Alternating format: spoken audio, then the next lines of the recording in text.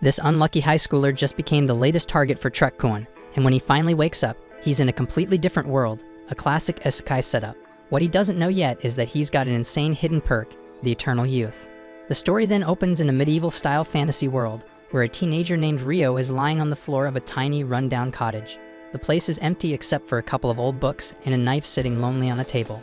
Ryo shrugs them off, steps outside to breathe in the mountain air, and takes a look around. All he sees are endless peaks rising up everywhere. Curious, he lifts his hand and quietly mutters, "Water, come forth," and like magic, a small pool of water springs up in his palm. Flashback to just a few days earlier, Ryo suddenly finds himself suspended in a bright, endless void. Confused, he's met by an angel who's quick to read his thoughts, assuring him this is not some afterlife checkpoint. The angel, who admits it's been ages since he's seen a guest, is both happy for the company and a bit bummed, since Ryo died after the infamous Truck-kun accident. Ryo, putting two and two together, realizes he's in line for reincarnation. He straight up asks the angel, who he decides to call Michael in his mind, what he's supposed to do in his next life. Michael tells him to just live however he likes. Ryo always wanted a slow, boring life, so after getting Michael's blessing, he gets ready to be reborn in a new, magical world called Phi. But before he goes, Michael breaks down the basics. Only 1/5 of people here can actually use magic. But Ryo is one of the lucky few, especially gifted with water abilities. Since Ryo wanted a boring life, Michael sets him up in the forest of Rondo, far from crowds, with a small cottage and 2 months' worth of food stacked in a cold storage house. Inside the cottage, there are 2 handy guidebooks, one about the local plants, the other on the monsters he might run into. And when it comes to learning magic, Ryo remembers Michael's advice: all you need is imagination and practice. He's also safe from forest monsters for now, since Michael put up a barrier around the house. He then gives water magic another try, and with just a thought, he makes a perfect water ball appear in his hand. No chanting, just pure focus. And honestly, it's a pretty sweet setup for someone who just wanted to take it easy in another world. With a quick flick of his magic, Ryo then plugs up the bathtub with water. Honestly, it's a bit gross if you think about it, because the water technically comes straight from inside him. And to make things worse, it's freezing cold. Now he's got a new problem: how to heat it up. He tries the old school way, rubbing sticks together to spark a fire. But after multiple failed attempts, he just gives up and starts thinking if there's a magical shortcut. Remembering his chemistry classes from his past life, Ryo decides to separate hydrogen and oxygen from the water. But instead of making fire, the whole thing freezes up and turns into solid ice. Staring at the ice, Ryo has a light bulb moment. He uses the ice like a magnifying glass to focus sunlight, and with some luck, he manages to get a fire going. Finally, he gets the water nice and hot and takes a long, relaxing bath. While soaking, his mind starts to clear, and he suddenly realizes he could have just used magic to heat the water in the first place, by reversing a process he used to make ice. But he'll save that trick for next time, because for now, it's time to eat. During dinner, Ryo thinks about his limited food stash. He knows he'll need to start hunting soon, but the idea of going into the forest freaks him out. He's pretty sure that little knife Michael left him won't do much against monsters, so now he's got to unlock some offensive magic. The following morning, Ryo gets to work on his very first offensive spell, Water Ball, but the results are underwhelming. The attack does nothing to the tree he's aiming at. He tweaks the spell, making the ball thinner and sharper, almost like an arrow. After hours of trial and error, he finally manages to create a simple water jet, but even that can't scratch the tree. Not one to give up, Ryo spends the following day experimenting with ice magic instead. He carefully forms an ice crystal, but quickly learns that levitating ice is a lot tougher than water. Still, he keeps at it for hours and eventually figures out how to summon multiple ice crystals at once. But the only problem is that he still can't get them to actually launch at his target. After days of trial and error, Ryo finally gets the hang of forming ice crystals instantly, but still doesn't have the power to actually fire them as projectiles. Still, with his food running low, he makes do by using an ice crystal as a makeshift spearhead. He heads into the forest. By the riverbank, he spots some quartz and grins, knowing it'll be useful for making fire if he ever runs out of mana. While searching for medicinal herbs, Ryo gets ambushed by a monster, a lesser boar that clearly sees him as easy prey. The beast charges straight at him, and for a second, Ryo totally freezes, his feet glued to the ground. His isekai adventure nearly ends before it even gets started. But at the very last second, the fear of dying all over again kicks in, and he leaps out of the way. This time, he thinks fast, using magic to freeze the ground and send the boar sliding. In the chaos, he summons several sharp icicles right in the boar's path, and the beast ends up impaled and finished off. Desperate times really do bring out the best in him, because Ryo manages to pull off some clutch water magic right when he needs it. Not a bad effort, but he's still got a long way to go. Back at home, Ryo cracks open the monster compendium and immediately learns that lesser boars are basically the weakest monsters around. He spends extra time flipping through the pages, trying to get ahead of anything he might run into next.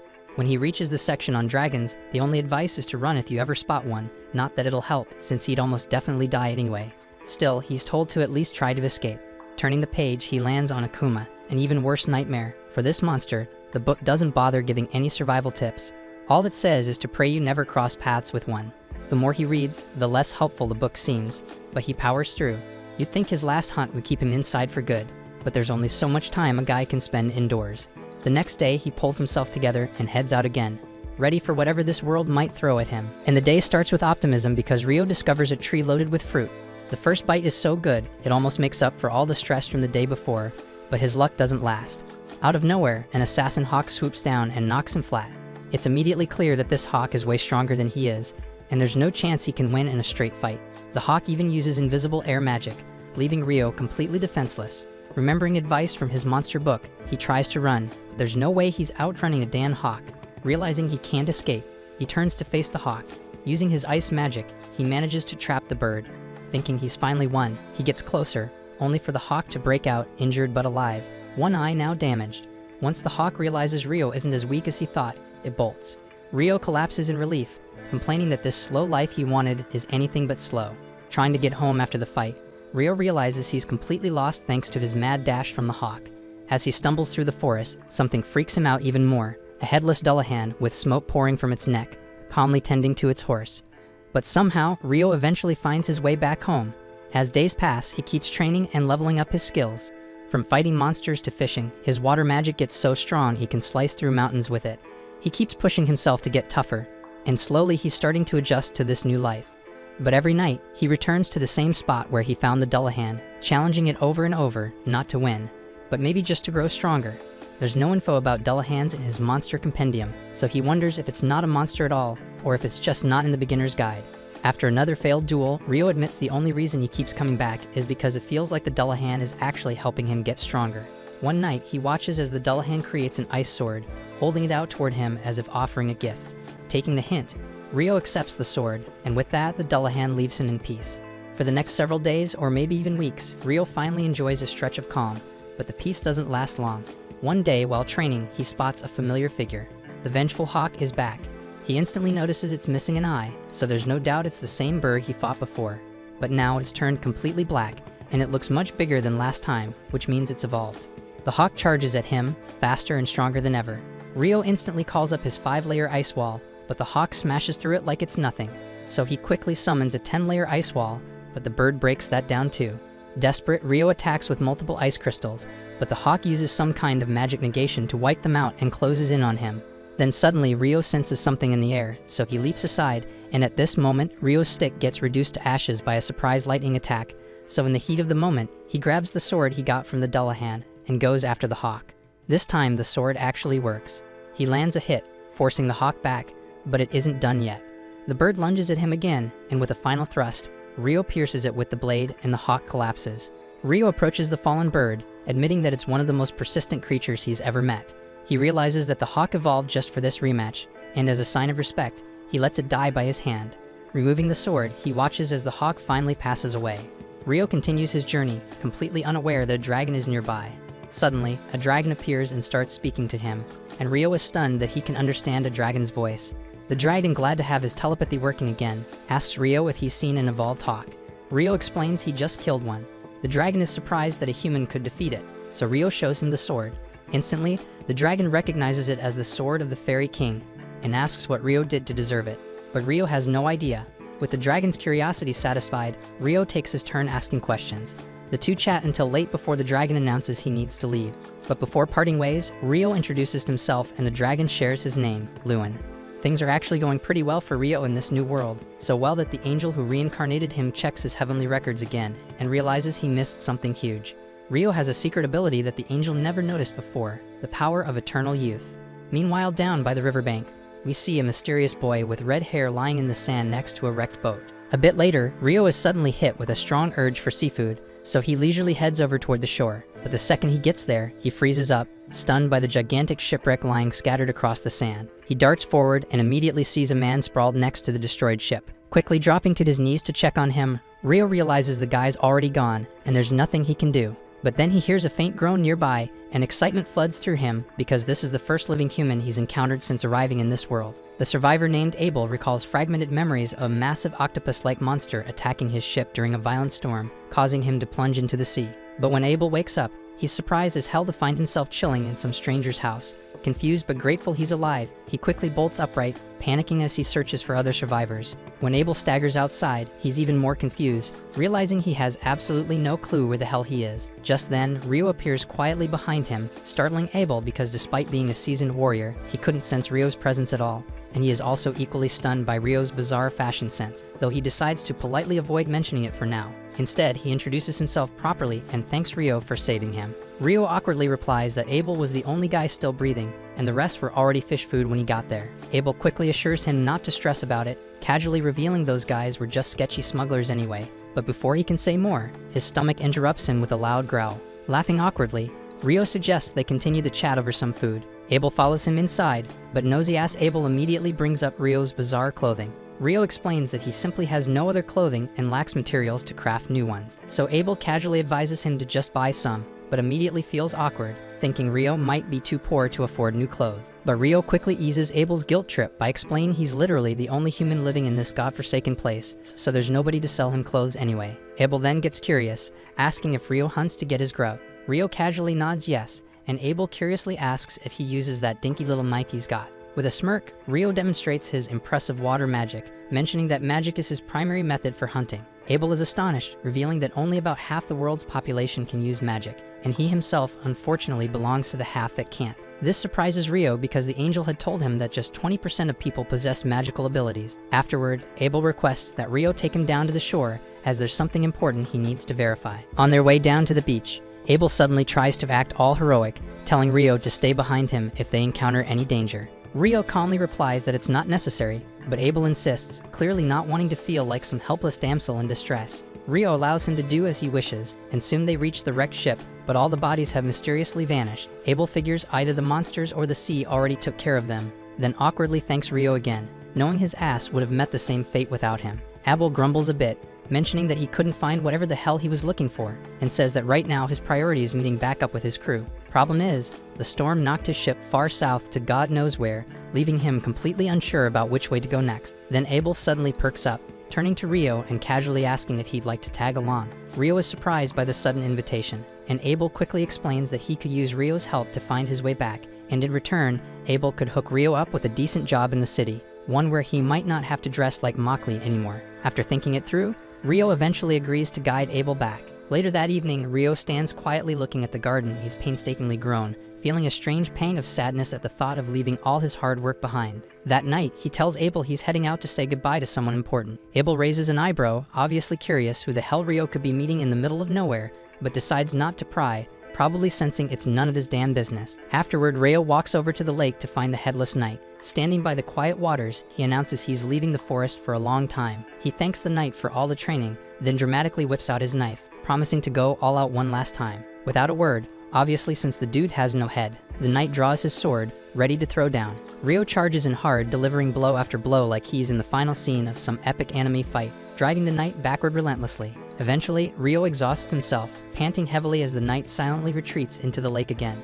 Catching his breath, Rio offers one final heartfelt thank you, but of course the knight keeps silent. Just as Rio's about to leave, the knight unexpectedly turns around and magically summons a badass armored suit straight out of the water, apparently his parting gift. Rio gets embarrassingly sentimental at the gesture, choking out another thank you before heading back home. The following day, Rio and Abel gear up to set out on their journey. As they get ready, Rio finds himself surprisingly nostalgic about leaving the isolated place he's called home for so long. Soon after, they encounter a wild boar in the forest, and Abel quickly asks Rio to leave it to him. He rushes toward the boar with his sword drawn, swiftly unleashing a combat skill that instantly turns the poor animal into a shish kebab. Amazed, Rio asks what exactly combat skills are, and Abel explains that they're special techniques used by those who fight using weapons. That night, they camp inside a large hollow tree, and the next morning they continue their journey through the forest. As they approach a swamp, they spot several lizardmen roaming around. Abel decides it's best to avoid them, and suggests changing their route, since lizardmen can be quite strong opponents. But even after they shift their path,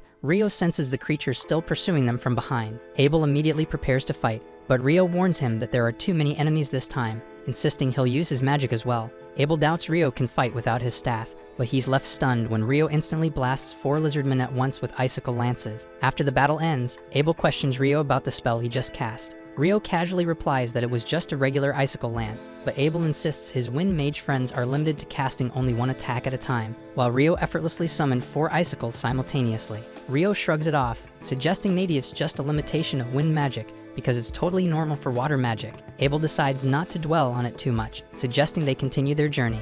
But before moving forward, Rio creates 2 ice glasses and magically fills them with water. Abel notices Rio used a different incantation this time, but Rio quickly covers it up by saying that he must have misheard him earlier. As they keep traveling, Abel hands Rio a coin, and Rio excitedly claims this is the first time he's ever seen actual money. Abel is speechless, as he always assumed Rio was poor, but never imagined he was that poor. He then begins explaining to Rio about the 3 major nations within the central provinces: the Kingdom of Nightly, the Debi Empire, and the Handali Federation. Rio immediately starts roasting the Debi Empire just because he finds its name ridiculous. And while he continues joking about the Empire's absurd name, they reach a wide clearing. But just then, a rock near them moves on its own, startling both of them. So Abel quickly draws his sword and slices it neatly in half, and Rio swiftly conjures a water barrier to deflect the barrage of flying stones. Abel realizes with dread they've accidentally wandered into a nest of rock golems. Confused, Rio wonders aloud if golems aren't supposed to be more humanoid-shaped, but Abel decides they've got bigger problems to handle first. Charging forward, Abel punches a hole straight through the nearest golem, but to his surprise, the golem instantly regenerates, returning fire immediately. Abel swiftly retreats, grimacing, and warns Rio that conventional attacks won't do much against these things. However, Rio suddenly gets a clever idea. Summoning a massive block of ice midair, he casually drops it right on top of the golems, crushing them flat. Abel's jaw nearly hits the ground in shock, having never witnessed such a ridiculously effective spell before. Rio, thoroughly pleased with himself, repeats the ice block maneuver a few more times, effortlessly clearing out the rest of the golems. After the dust settles, they find one particularly special rock golem embedded with a large magic stone, and Abel excitedly notes that such a stone would fetch a great price. Rio wistfully says he'd love to grab the magic stones from the other golems too, but sighs dramatically, admitting he's either too lazy or honestly too clueless to melt all that ice again. Continuing their journey, they soon stumble upon an enormous crocodile hippo creature sprawled out before them. Abel gasps in awe, calling it a behemoth, a ridiculously rare and powerful monster he's only heard legends about. Rio eagerly asks if they should hunt it,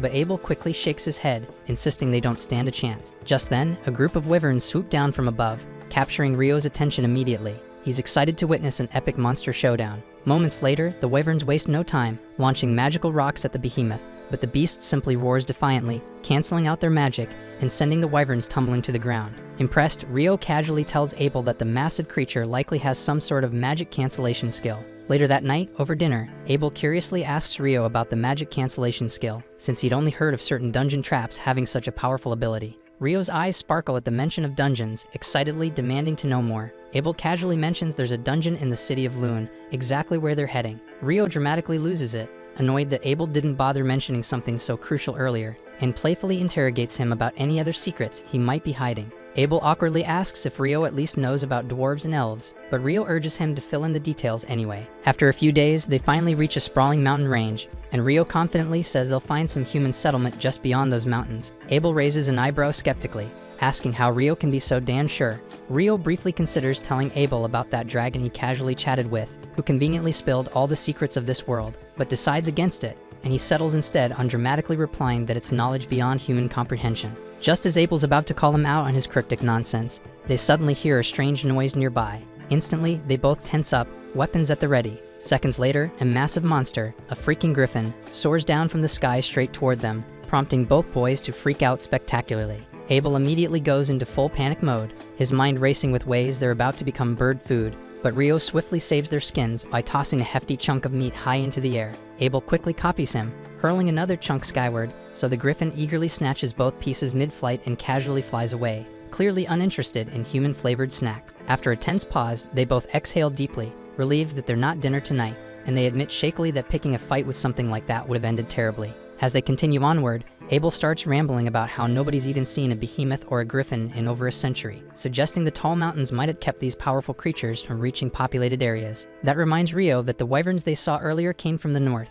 meaning their nest must be nearby. As usual, Rio's instincts are spot on, as they soon stumble upon a small group of wyverns munching on some unfortunate monster. Rio eagerly suggests fighting them, but Abel quickly shuts him down, warning him that it typically takes at least 20 experienced adventurers to handle creatures as tough as wyverns. Rio shrugs calmly, reminding Abel they'll inevitably have to face strong monsters eventually. Then with a mischievous smile, Rio asks if pinning them to the ground would make things easier for Abel. Abel cautiously agrees, saying if they're grounded, he can handle one or two up close. Without hesitation, Rio dramatically steps forward, loudly chanting a deliberately exaggerated fake spell before casually summoning 4 icicles that stab through the wyvern's wings, pinning them in place. Abel doesn't waste the opportunity and swiftly leaps forward, ending their misery. But before they can celebrate, 2 more wyverns swoop in aggressively. This time, Rio instantly summons more icicles, but without bothering with any flashy chanting. Abel notices immediately, casting a suspicious glance at Rio, but decides to save the questions for later. After dispatching the new threats,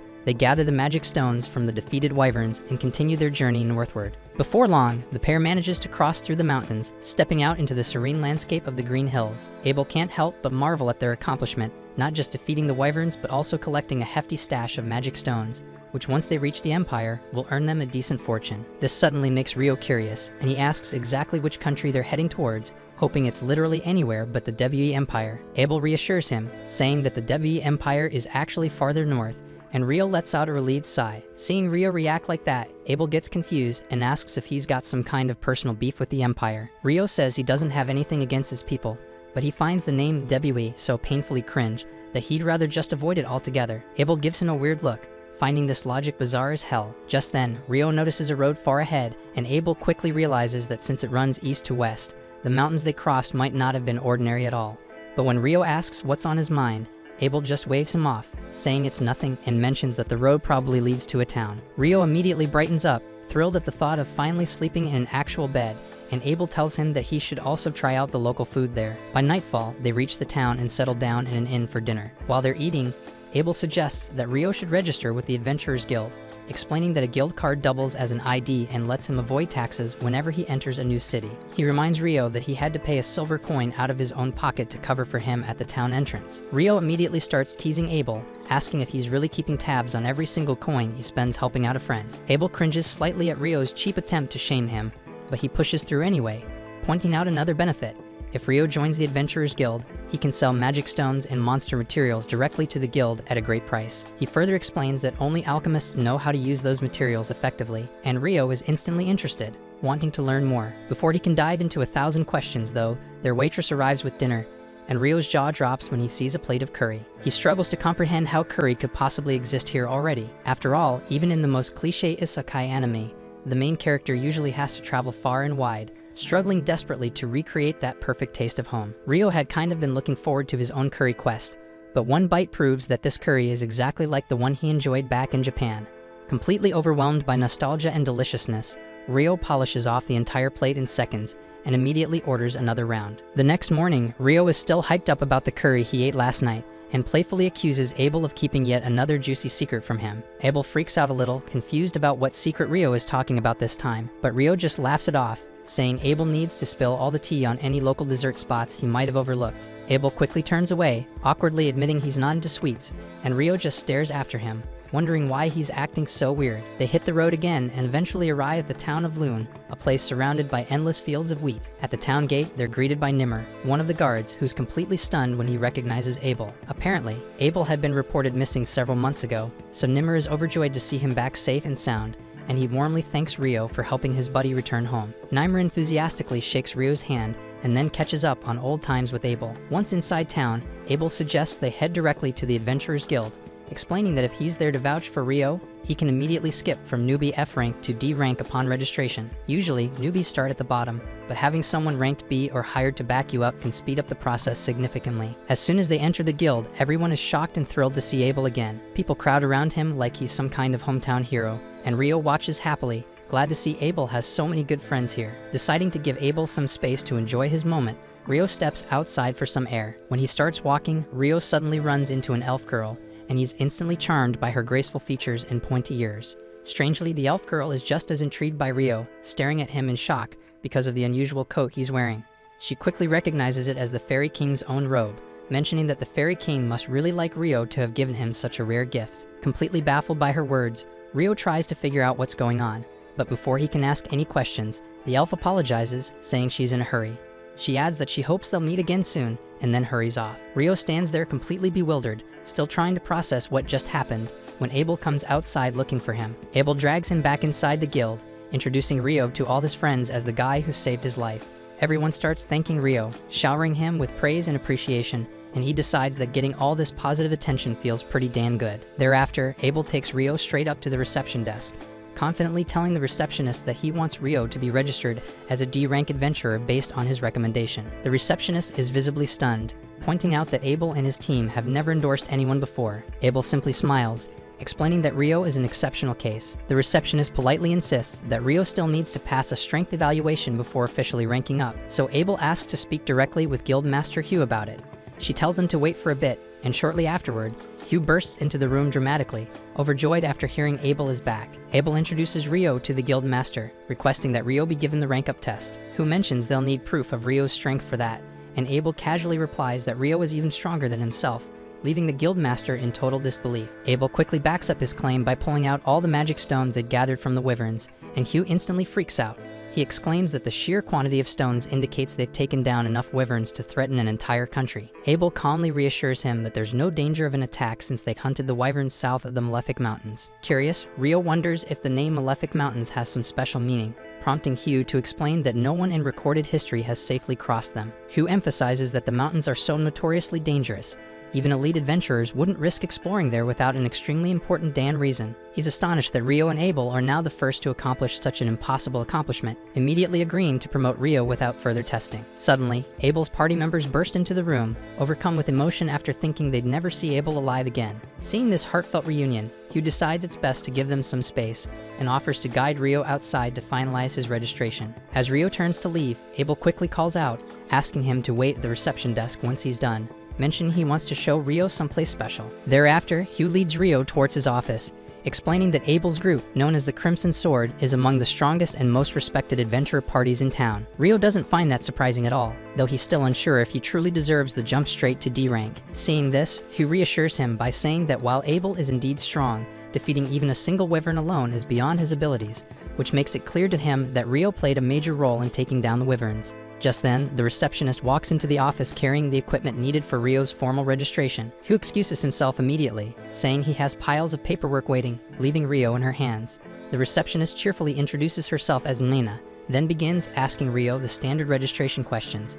She explains that he can use the guild lodgings for up to 300 days from registration, after which he'll have to find a place of his own. Next, she tells him about a dungeon exploration training course the guild offers to new adventurers. Rio immediately expresses his interest in joining the course, and Nina tells him to come to the meeting hall 2 days from now at precisely 9 a.m. And Rio is momentarily stunned that this world even has clocks. Afterwards, Nina moves on to complete the actual registration. She instructs Rio to place his hand on the crystal device on the table. When he does, the device scans and transfers his biometrics onto a metallic plate resting atop it, turning it into his official guild card. Nina congratulates Rio, formally welcoming him as a registered adventurer, and then both of them step outside the office. Not long afterward, Abel takes Rio out to explore the town, mentioning that he'd like to buy him some new clothes and a staff as payment for escorting him safely to his hometown. Rio happily accepts the clothes but questions why he would need a staff. Abel points out that magicians always use staves to cast spells, but Rio casually tells him he can use magic perfectly fine without one. He also explains that whenever he fights up close, he prefers using a sword anyway,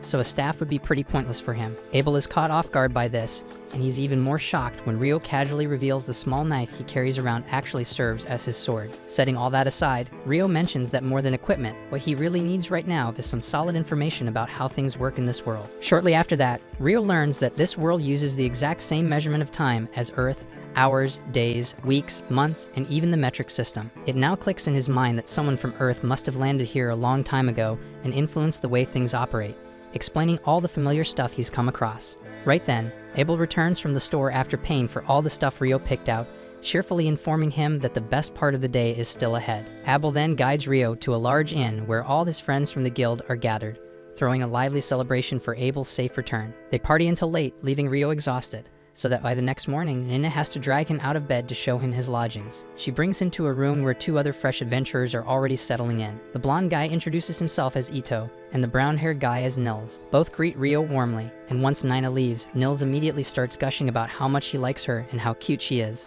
Ito quickly shuts him down, reminding him that Nina is way out of his league. Ito then casually chats with Rio, giving him a quick rundown on life at the guild dorms. Moments later, Nina returns again, this time bringing along another nervous-looking newbie named Amon. Curious about his youthful appearance, the others ask his age. Amon shyly reveals he just turned 16, but with both parents recently deceased, he's decided to earn a living as an adventurer.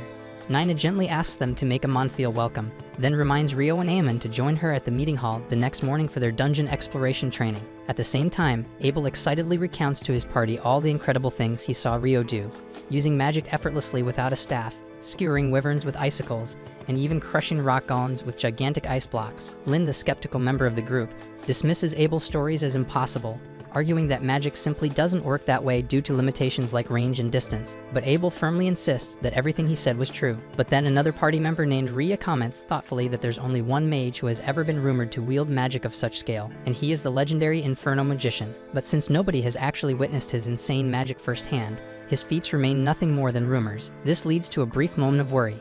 If Rio really is that powerful, what would happen if he turns against them, or worse, sides with the WE Empire? But Abel confidently reassures them that the WE Empire won't be an issue, given how passionately Rio dislikes its shit name. Meanwhile, at the lodging, Rio's cracking jokes and laughing along with his roommates, amazed at how drastically different his life has suddenly become. Several days later, Rio and Amon finish up their accelerated dungeon crawling course designed for beginners. Their instructor then tells them they'll be heading down to the dungeon's first floor later that afternoon. Amon immediately starts panicking at the idea of his first actual dungeon trip, but Rio just casually advises him to chill out, reminding him that getting worked up now will only leave him drained before they even enter. The instructor then asks the group if anyone's got any burning questions, and Rio immediately asks whether it's possible to teleport directly to the floors they've already cleared. The instructor is genuinely impressed by this question, since usually only veteran adventurers would even think to ask something like that. He explains that there are certain dungeons further south where adventurers can conveniently warp between checkpoints, but unfortunately, the Loon dungeon doesn't have any cool tricks like that. Afterwards, the instructor escorts the newbies directly to the dungeon, located right in the city's heart. He reveals that the city itself was literally built around the dungeon,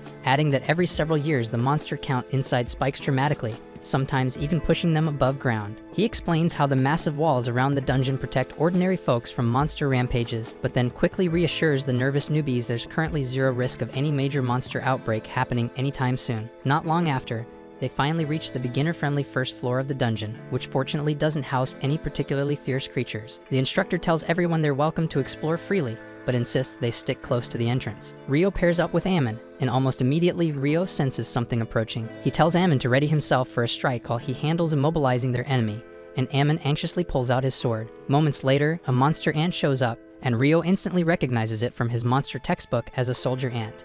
He instructs Amon to aim right at its neck, while he pins it down using ice spears. Rio flawlessly locks the monster to the ground, letting Amon cleanly slice its head off, earning himself his first kill. Amon is totally hyped about this victory, and Rio quickly retrieves the ant's magic stone as proof of their first successful hunt together. Later that evening, they're eating dinner alongside their roommates who insist on celebrating their first successful dungeon raid. The roommates are genuinely impressed that the pair managed to defeat a soldier ant on their first trip, but Amon modestly insists he only finished off the ant after Rio had it firmly restrained. He excitedly mentions that he can't wait to return to the dungeon tomorrow, although he's admittedly nervous about trying to go solo. Rio volunteers to tag along since he's also eager to explore the dungeon to the third floor, because he finds it suspicious as hell that they encountered a stronger monster from a deeper level wandering around on the first floor. After all, the instructor made that sound unusual. Ito chimes in, mentioning he's heard recent rumors of soldier ants appearing even up near the first and second floors, and none of the boys can figure out why the heck that's happening. At that moment, Abel walks in casually and explains it's because soldier ants can tunnel their way upward. Nils and Ito absolutely lose their shit when they realize the town's most badass adventurer just showed up in front of them. Rio, as always, casually greets his friend without giving a damn about his celebrity status,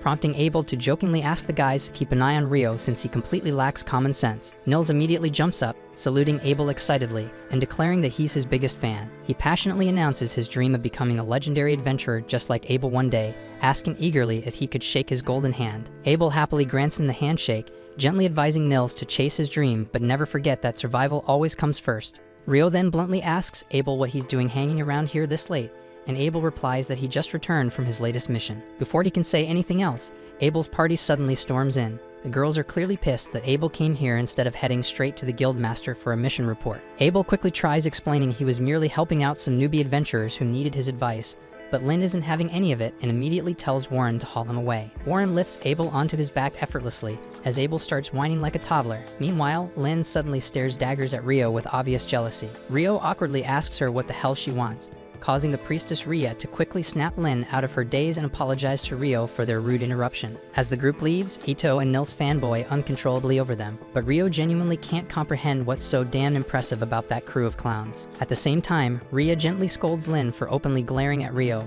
but Lin insists she was just curious because Abel keeps bragging non-stop about Rio's magic. Ria admits she's also curious to see Rio's true abilities, but Abel reassures them they'll get to witness it firsthand soon enough. The following day, Rio and Ammon return to the dungeon, this time encountering a pack of monster dogs. Rio once again pins the beasts down effortlessly with his ice spears, while Ammon impressively displays his sword skills by taking out a couple of the monsters himself. Afterwards, during a brief break, Rio comments that Ammon's swordsmanship reminds him strangely of Abel's style. Ammon clarifies that his sword instructor was some old geezer named Kiro, who learned swordsmanship from a prestigious academy back in the capital. So Rio immediately assumes Abel must have trained under the same academy and sees genuine potential in Ammon, believing he could grow into an incredibly powerful swordsman one day. Ammon is impressed that Rio knows so much about swordsmanship despite being primarily a mage.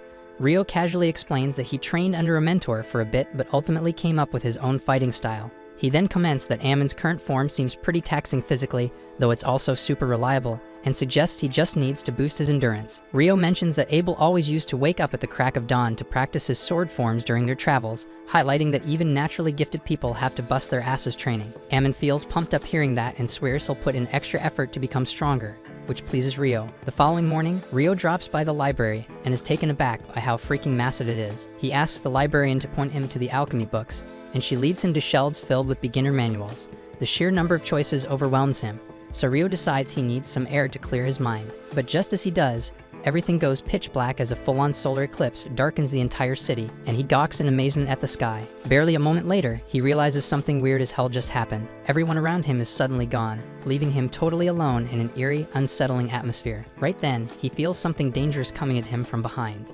Instinctively, he spins around, summoning a thick ice barrier just in time to deflect an incredibly powerful blast of fire. Shocked, he wonders who the hell just tried to roast his ass, and then spots a terrifyingly hot demon lady strolling towards him like she stepped straight out of a Hollywood action movie. She smirks, amused to find a random human trapped in her domain, clearly looking forward to messing him up. Rio instantly recognizes that he's dealing with an actual demon now, and he's absolutely certain she's by far the strongest opponent he's encountered since arriving in this world. He considers fleeing for a second, but realizes there's no freaking way he'll escape from this bizarre dimension no matter how hard he tries. Gritting his teeth, he decides his only option is to fight. Without hesitation, he summons a bunch of ice barriers around himself just before the demon woman unleashes another hellish wave of flames. His shields manage to hold back the intense blaze, but the demon suddenly switches tactics, firing an invisible bullet of wind that effortlessly punches through Rio's ice walls, only to bounce harmlessly off his robe. The hot demon can't believe her eyes, baffled at how some human-made robe could stop her attack. But on a closer look, she realizes Rio's cloak is actually the Fairy King's robe.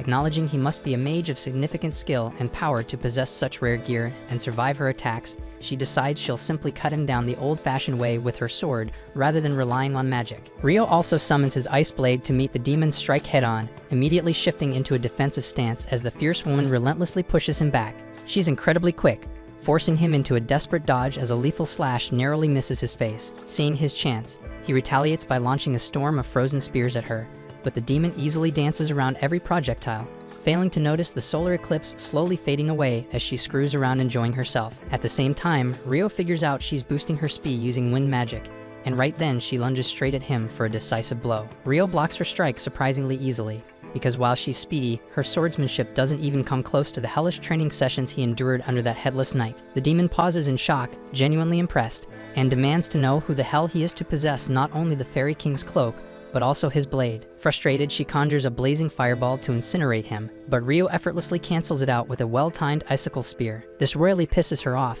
and the demon decides to put an end to him fast, realizing he'll become a real threat if the fight drags out. She unleashes an aggressive onslaught, but Rio remains composed, smoothly blocking her frenzied attacks. He spots an opening and counters fiercely, knocking the demon off balance. Immediately seizing the advantage, Rio unleashes a barrage of sharpened ice spikes, aiming to finish her off. The demoness quickly surrounds herself in scorching flames, melting away the ice spears before they reach her. But as Rio's relentless assault intensifies, she is forced to summon thick stone walls as extra protection. Rio, however, adapts on the fly, switching tactics to piercing high-pressure jets of water that slice effortlessly through the rocky barriers, slashing her several times. She is stunned that his attacks could actually hurt her, but luckily Rio had been striking blindly due to the thick cloud of smoke obscuring his vision. Seizing his opportunity, Rio rushes in to deliver the killing blow, but the demon desperately leaps forward to intercept his strike. As their blades violently clash midair, Rio is startled to see the demon's wounds rapidly closing up and healing right before his eyes. His momentary distraction gives her the opening she needs to land a devastating hit, slamming him hard into a nearby building. As she prepares to finish him off for good, she feels droplets of water hitting her skin. Confused, she glances upwards just as a scalding hot raindrop strikes her cheek, burning hotter than freaking boiling water. She screams out in agony and instantly encases herself in a protective stone cocoon, desperately waiting for the blistering rainfall to subside, while Rio carefully touches down, readying his next move. Without warning, the demoness erupts into an inferno, violently blowing apart everything around her. She slowly stalks towards Rio with murderous intent, but right at that moment, the eclipse begins fading away, and as sunlight brushes against her blade, it shatters into nothingness. She stops abruptly, clicking her tongue in annoyance and remarking bitterly that they'll have to finish this fight another day. Rio mocks, telling her to hurry up and piss off already. Surprisingly unfazed by his attitude, the demon introduces herself as Leonor and casually asks for his name. He reluctantly responds with Rio, though he makes it obvious he doesn't give a damn about exchanging any more pleasantries with a demon. Leonor is intrigued by the fact Rio clearly knows what she is, making her regret screwing around earlier instead of killing him outright. She tells him that someday they'll have their rematch, though it's possible another demon might cross his path first. She warns him not to die to some weakling, because when they meet again, she'll have grown far stronger, and next time she won't hesitate to finish his ass off. Rio feels a chill down his spine at that thought, but just then, the eclipse completely disappears, and in an instant reality returns to normal, leaving no sign of their chaotic battle. Feeling shaken, Rio decides it's best to just buy his books quickly and get some rest. He heads straight to the bank, cashing in on the hefty stack of coins he earned from selling all those wyvern magic stones. Afterwards, he swings by the dorm hoping to check in with his roommates, but when he realizes they're not around, he's just about to leave when he spots them being cornered and harassed by a group of Dushabag adventurers. Nils and Ito are cursing the leader, a big jerk named Dan, for cowardly ambushing them while they're still injured, but Dan sneers back that monsters won't give them any pity either when they eventually die in a dungeon. Out of nowhere, Dan's cronies suddenly drop unconscious as Rio quietly takes them out from behind, calmly telling Dan he's absolutely right, but maybe he should take his own advice sometimes. He casually taunts Dan, asking if he's planning to run now that his buddies have taken a dirt nap. Enraged, Dan blindly charges Rio, only for him to effortlessly sidestep and smash his sword handle directly into Dan's gut, forcing the bully to puke out what's left of his breakfast. Rio quickly shifts his attention to healing his injured friends, scolding them lightly about needing to toughen up so no weak-ass punks can catch them off guard again.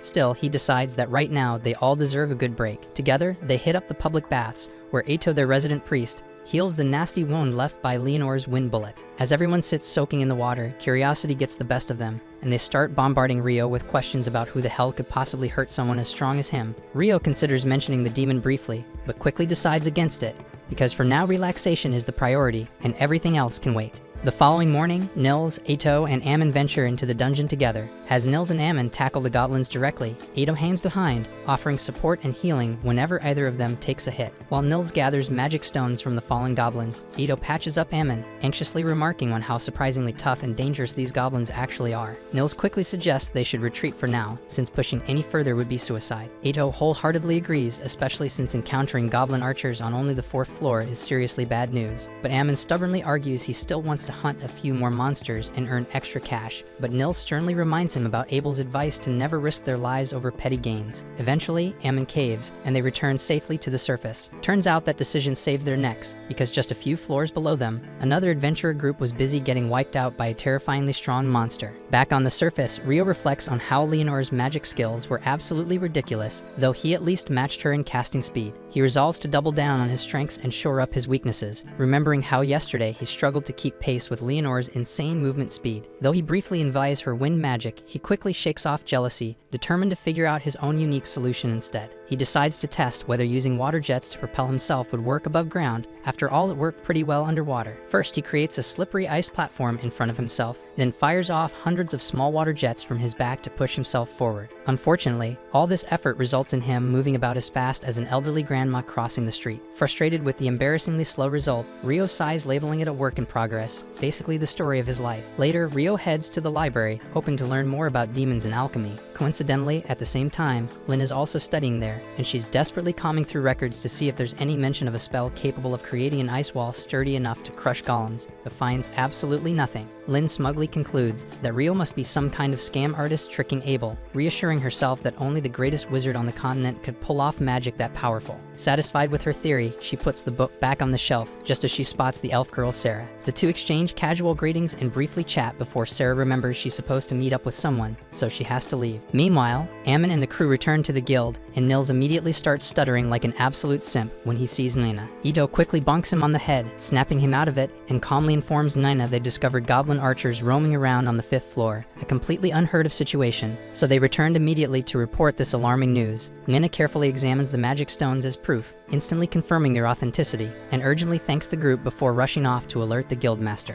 Guildmaster Hugh is not happy at all when he learns about goblins appearing on the 5th floor because those little bastards should only show up deeper than the 10th. He grimly senses this could hint at something far worse brewing underground and instructs Nina to immediately summon every B rank or higher adventuring party available. Nina hesitantly informs him that right now only 2 top-level groups are still in town, Abel's Crimson Sword and the White Brigade. Soon after, Abel and his teammates make their way to Hugh's office, with Abel visibly irritated at the prospect of working alongside the White Brigade, mostly because he can't stand their leader. The girls in his party bluntly tell him to stop whining like a little wimp, and Abel grudgingly pulls himself together before entering. Unfortunately, the leader of the White Brigade, Phelps, is already inside waiting, and Abel struggles immensely not to show his annoyance. Once everyone takes their seats, Hugh explains the serious situation. Goblins have been found on the 5th floor, and the report is completely reliable. Both Crimson Sword and White Brigade must immediately enter the dungeon and thoroughly investigate for any further signs of a potential monster outbreak. Hugh mentions grimly that the last outbreak was 10 years ago, and although it's too soon, he can't rule out the possibility of another one happening now. He offers each team an advance payment of 100 gold coins, with an additional 200 coins promised after successfully completing the mission. Abel then asks for clarification on whether they're only supposed to investigate. Hugh confirms that investigation is their sole mission,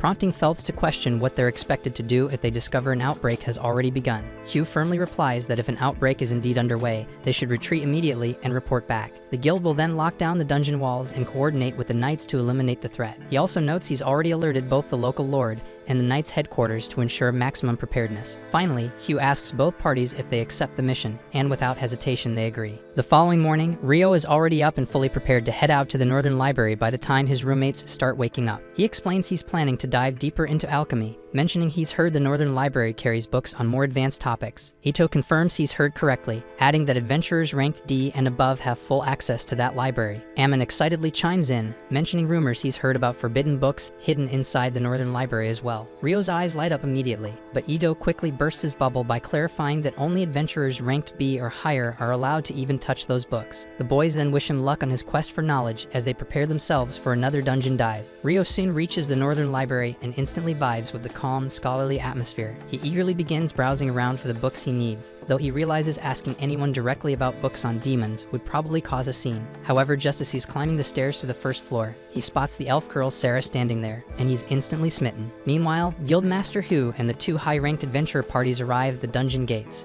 Right as they're about to open the massive doors, Abel suddenly stops Hugh, sensing something horribly wrong. Trusting his gut instinct, he orders Lynn to quickly use her wind magic to scan the 1st floor for threats. Lynn's face immediately pales because she discovers hundreds of monsters lying in ambush right behind the gate. Panic spreads instantly among the group, confirming beyond any doubt that the great monster outbreak has already begun. Hugh urgently commands everyone to fall back and alert both the knights and the guild. Back at the guild, Nils and the others notice the sudden closure notice posted on the dungeon doors, assuming it must be because of the goblin archers they reported. But just then, a frantic messenger bursts into the guild, loudly announcing that a massive monster outbreak has begun. Every available adventurer must immediately rush to man the walls surrounding the dungeon and fend off the monsters. Meanwhile, Rio and Sarah have been awkwardly staring at each other throughout this entire chaos, until Sarah finally breaks the silence by saying softly that it seems they meet again. They introduce themselves formally, and Sarah gently asks Rio if he's searching for anything specific. Rio almost blurts out he's researching demons, but quickly catches himself, nervously claiming he's interested in alchemy, specifically creating golems. Sarah is clearly impressed by his ambitious goal, remarking how difficult crafting golems actually is, though she informs him regretfully that the library doesn't have books exclusively on that topic. Yet with a friendly smile, Sarah asked him to follow her anyway because she knew this library like the back of her hand and could guide him toward books that would be helpful. They start chatting casually about books and adventures as they walk, and Sarah reveals that she's actually the sole member of a B-rank adventuring party called Wind. Rio mentions hearing from a friend that there was only one elf living in this city, and Sarah smiles softly, explaining that elves typically don't mingle with humans, but she's always been a bit of a weirdo. Meanwhile, at the dungeon gates, all the adventurers in the city have gathered along the walls, preparing themselves for battle. Suddenly, the monsters smash through the heavy gate, and Guildmaster Hu immediately shouts orders, commanding everyone to unleash arrows and magic on the charging goblin horde. A fierce battle erupts, and soon the knights arrive to reinforce the adventurers, quickly stabilizing the situation. But Hugh can't shake a nagging worry because there seem to be far more monsters than during the last outbreak 10 years ago. Elsewhere on the battlefield, Abel's party is running dangerously low on arrows. Just then, Nils rushes up, carrying a large barrel full of arrows, urgently delivering a message from Hugh. Abel's group must face the dungeon's boss monster once the goblin mobs have been dealt with. Soon enough, the majority of goblins lie defeated, and Hugh quickly gives Abel and Phelps the signal to lead their parties into the final battle. They leap down from the walls, Lynn swiftly using wind magic to soften their landing. Charging forward, they effortlessly dispatch the remaining goblins and position themselves at the dungeon entrance, waiting anxiously for the boss. Moments later, a goblin general emerges from the shadows, and everyone thinks it's finally nearing the end. But their confidence quickly shatters as two more goblin generals step out right behind him. Abel instantly realizes they're actually dealing with a goblin king. He urgently explains they must take down the generals immediately, otherwise they'll get significantly stronger once the king arrives. Abel swiftly assigns targets. He and Phelps will handle one general each, while Lynn and Rhea team up against the third. The intense fight against the goblin generals begins. Abel manages to sever his enemy's arms, but just as he's about to finish him off, he spots the massive figure of the goblin king emerging at the dungeon entrance. Instinctively, Abel yells desperately for everyone to get down. An instant later, a terrifyingly powerful wind slash erupts from the dungeon, instantly cutting down all three goblin generals in a single blow.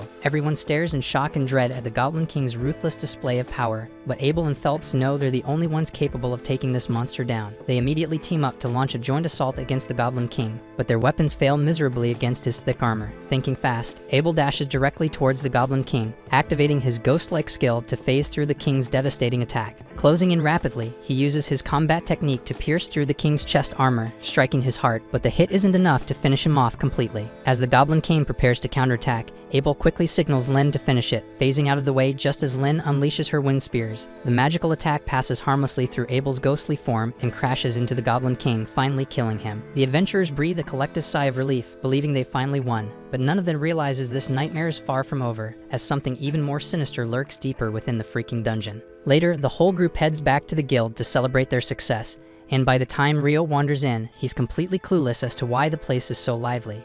While the adventurers get to enjoy the celebrations, the guildmaster is buried in work. He's swamped with reports that need to be filed about the great monsters outbreak, as well as all the payment requests that have to be processed for the adventurers who risk their necks dealing with it. And that's not all. Sooner or later, researchers from the royal capital are bound to arrive. They will want to gather detailed data and first-hand accounts of the outbreak, which means the guildmaster will have to deal with them as well. Down at the party, Abel has just wrapped up explaining what went down with the monster's outbreak while he was in the library when his friends arrived. Lynn has been wanting to ask Rio face-to-face for a while, so she tells him she wants to know whether he can actually raise thick ice walls from a distance. Rio says yes, and to be precise, he can cast up to roughly 40 meters out, but it took a long time to get the feel for it, so it is not as easy as it looks. Even so, Lynn has never heard of anyone working magic at that kind of range, so she asks if it is an original spell, and if it is, what incantation he uses to pull it off. Rio says he would be happy to show her later, but as for the words, he basically makes them up on the spot, so she can use whatever she likes. Right then, Nils notes that most of the food is already gone, so if Rio does not hurry, he will end up with nothing to eat. He excuses himself to grab a plate, but Lynn is still puzzled by what he meant about just going with the flow on incantations. Abel tells her that Rio only bothers with incantations because he thinks they sound awesome, but he can cast without saying anything at all, and that sounds even wilder to her than the ice walls. Early the next day, Nils, Ato, and Ammon meet at the guild to look for work, but they are disappointed to find the job board completely empty. Right then, Rio happens to pass by, and he asks what the three of them are doing since they would usually be out working by now. Unluckily, After the monster's outbreak yesterday, the dungeon was shut for inspections, so they will not be able to go there for a bit. They were hoping to pick up a resource gathering job to tide them over. But with all the items dropped during the monster's outbreak, there is not much demand for gathering right now. Regardless of their problems, they ask Rio what he's up to right now, and he explains that he is actually in the middle of searching for magic copper ore because he needs it to start practicing alchemy in earnest. Ito remembers hearing that magic copper ore is extremely expensive around here, and Rio says that is correct, adding that the last shop he visited quoted him 50 gold pieces for a single copper piece, a painful price for 1 unit. The cost does not matter much to Rio since he is loaded, and he also wants to throw some steady work to his friends, so he asks if they would be willing to gather magic copper ore for him. He adds that he will pay each of them 4 gold coins whether they find any or not, and if they do bring some back, he will buy it for 25 gold coins. All three are shocked, since that is more money than they have ever earned in their lives. Yet Ito still asks if Rio is really fine paying that much, just to be sure. Rio explains that if they end up finding the copper, his total outlay is only 37 gold, which is far cheaper than the 50 gold he would spend in town, so the arrangement is a solid bargain for him as well. Once they confirm that Rio is completely serious about the offer, the three of them hurry off to begin their search right away. But after they leave, Rio hears a sharp ruckus outside the building, so he heads over to take a look. In the side alley, he finds Dan arguing with a squad of knights who are basically trying to snatch a girl in broad daylight in front of everyone. The girl clearly does not want to go, so when they start dragging her away, Dan steps in and shoves the nearest knight to break his grip and pull her free.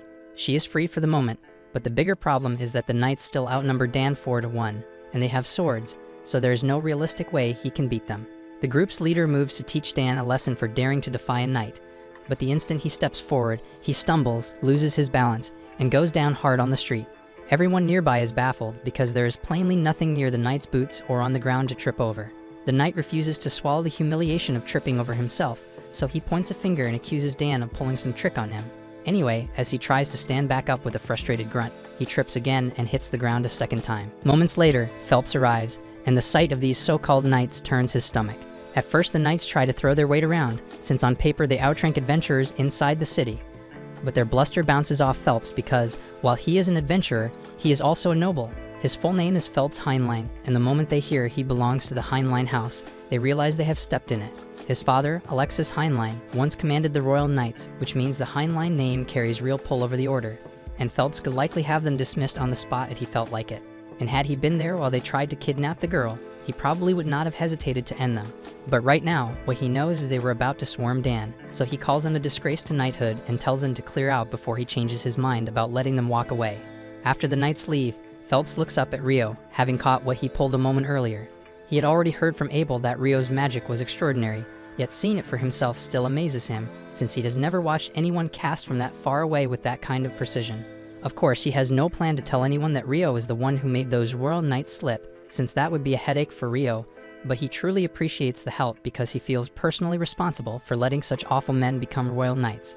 That night, Rio is having lunch at the tavern when Abel happens to show up. It is rare to see him out without the rest of his group, so Rio instantly assumes Abel is headed to the red light district after this.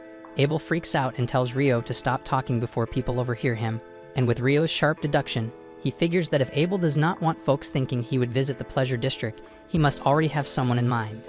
At first she guesses Lynn, but Abel says he is wrong because Lynn already has a crush on Warren. With that settled, Rio concludes the person must be Ria, and Abel gets even more flustered trying to deny it, but that only seals Rio's speculation. Leaving Abel's crush to the side, Rio asks what he's actually doing out alone tonight, so Abel admits he is headed toward the pleasure quarter, just not for the expected reasons. And since Rio is here, Abel admits he could seriously use his aid. One of the dungeon investigators dispatched to the Loon Dungeon is an old buddy of Abel, and the Crown assigned Royal Knights to guard him while he is in town. Problem is, those guards are the same scumbags Rio spotted earlier, and there have been repeated reports of them committing egregious crimes by hiding behind their shiny armor. Abel heard they were in the pleasure district tonight, and they are bound to cause problems sooner or later, so Abel wants to stop them before anyone gets harmed. On the way, Rio notices 2 adventurers talking, but he has met every single adventurer in town by now, and he doesn't recognize either of them. Abel says it isn't unusual for adventurers to come to Loon to explore the dungeon, but the dungeon is closed right now, so it does look suspicious, especially since the pair are dressed head to toe in black and slip away the instant they realize Rio and Abel are watching. A few turns later, Rio and Abel deliberately cut down a dark alley, and within moments the shady adventurers spring an ambush. But Rio already saw it coming, so he drops ice onto their heads and knocks every one of them out cold. Honestly, that was far easier than he expected it to be. But they still don't know what those men were planning, so they are going to have to hand them over to the guards for interrogation. Elsewhere in the Pleasure District, Phelps is walking alone when those knights creep up behind him. Their leader is still burning with humiliation over Phelps getting in his way earlier, so he and the others plan to annihilate him. But just as they are about to draw their swords, they all realize they cannot move at all. We then see that the entire scene is a trap laid by Phelps, because now that he knows how rotten this group of knights truly is, he would be a failure of a noble if he let them continue as they are. So he had Shenna tag them with paralytic needles, and with them stuck in place, she calls on her fire magic, reducing their bodies to a freaking ash, leaving only their footprints. By first light, a delegation of researchers from the royal capital reaches the town, and right as the guildmaster had foreseen, they promptly make trouble for everyone by commandeering the entire day's rations for their inquiry. Besides that, Clyde is already insisting that Hugh unseal the dungeon and assign some adventurers as escorts while they conduct the survey.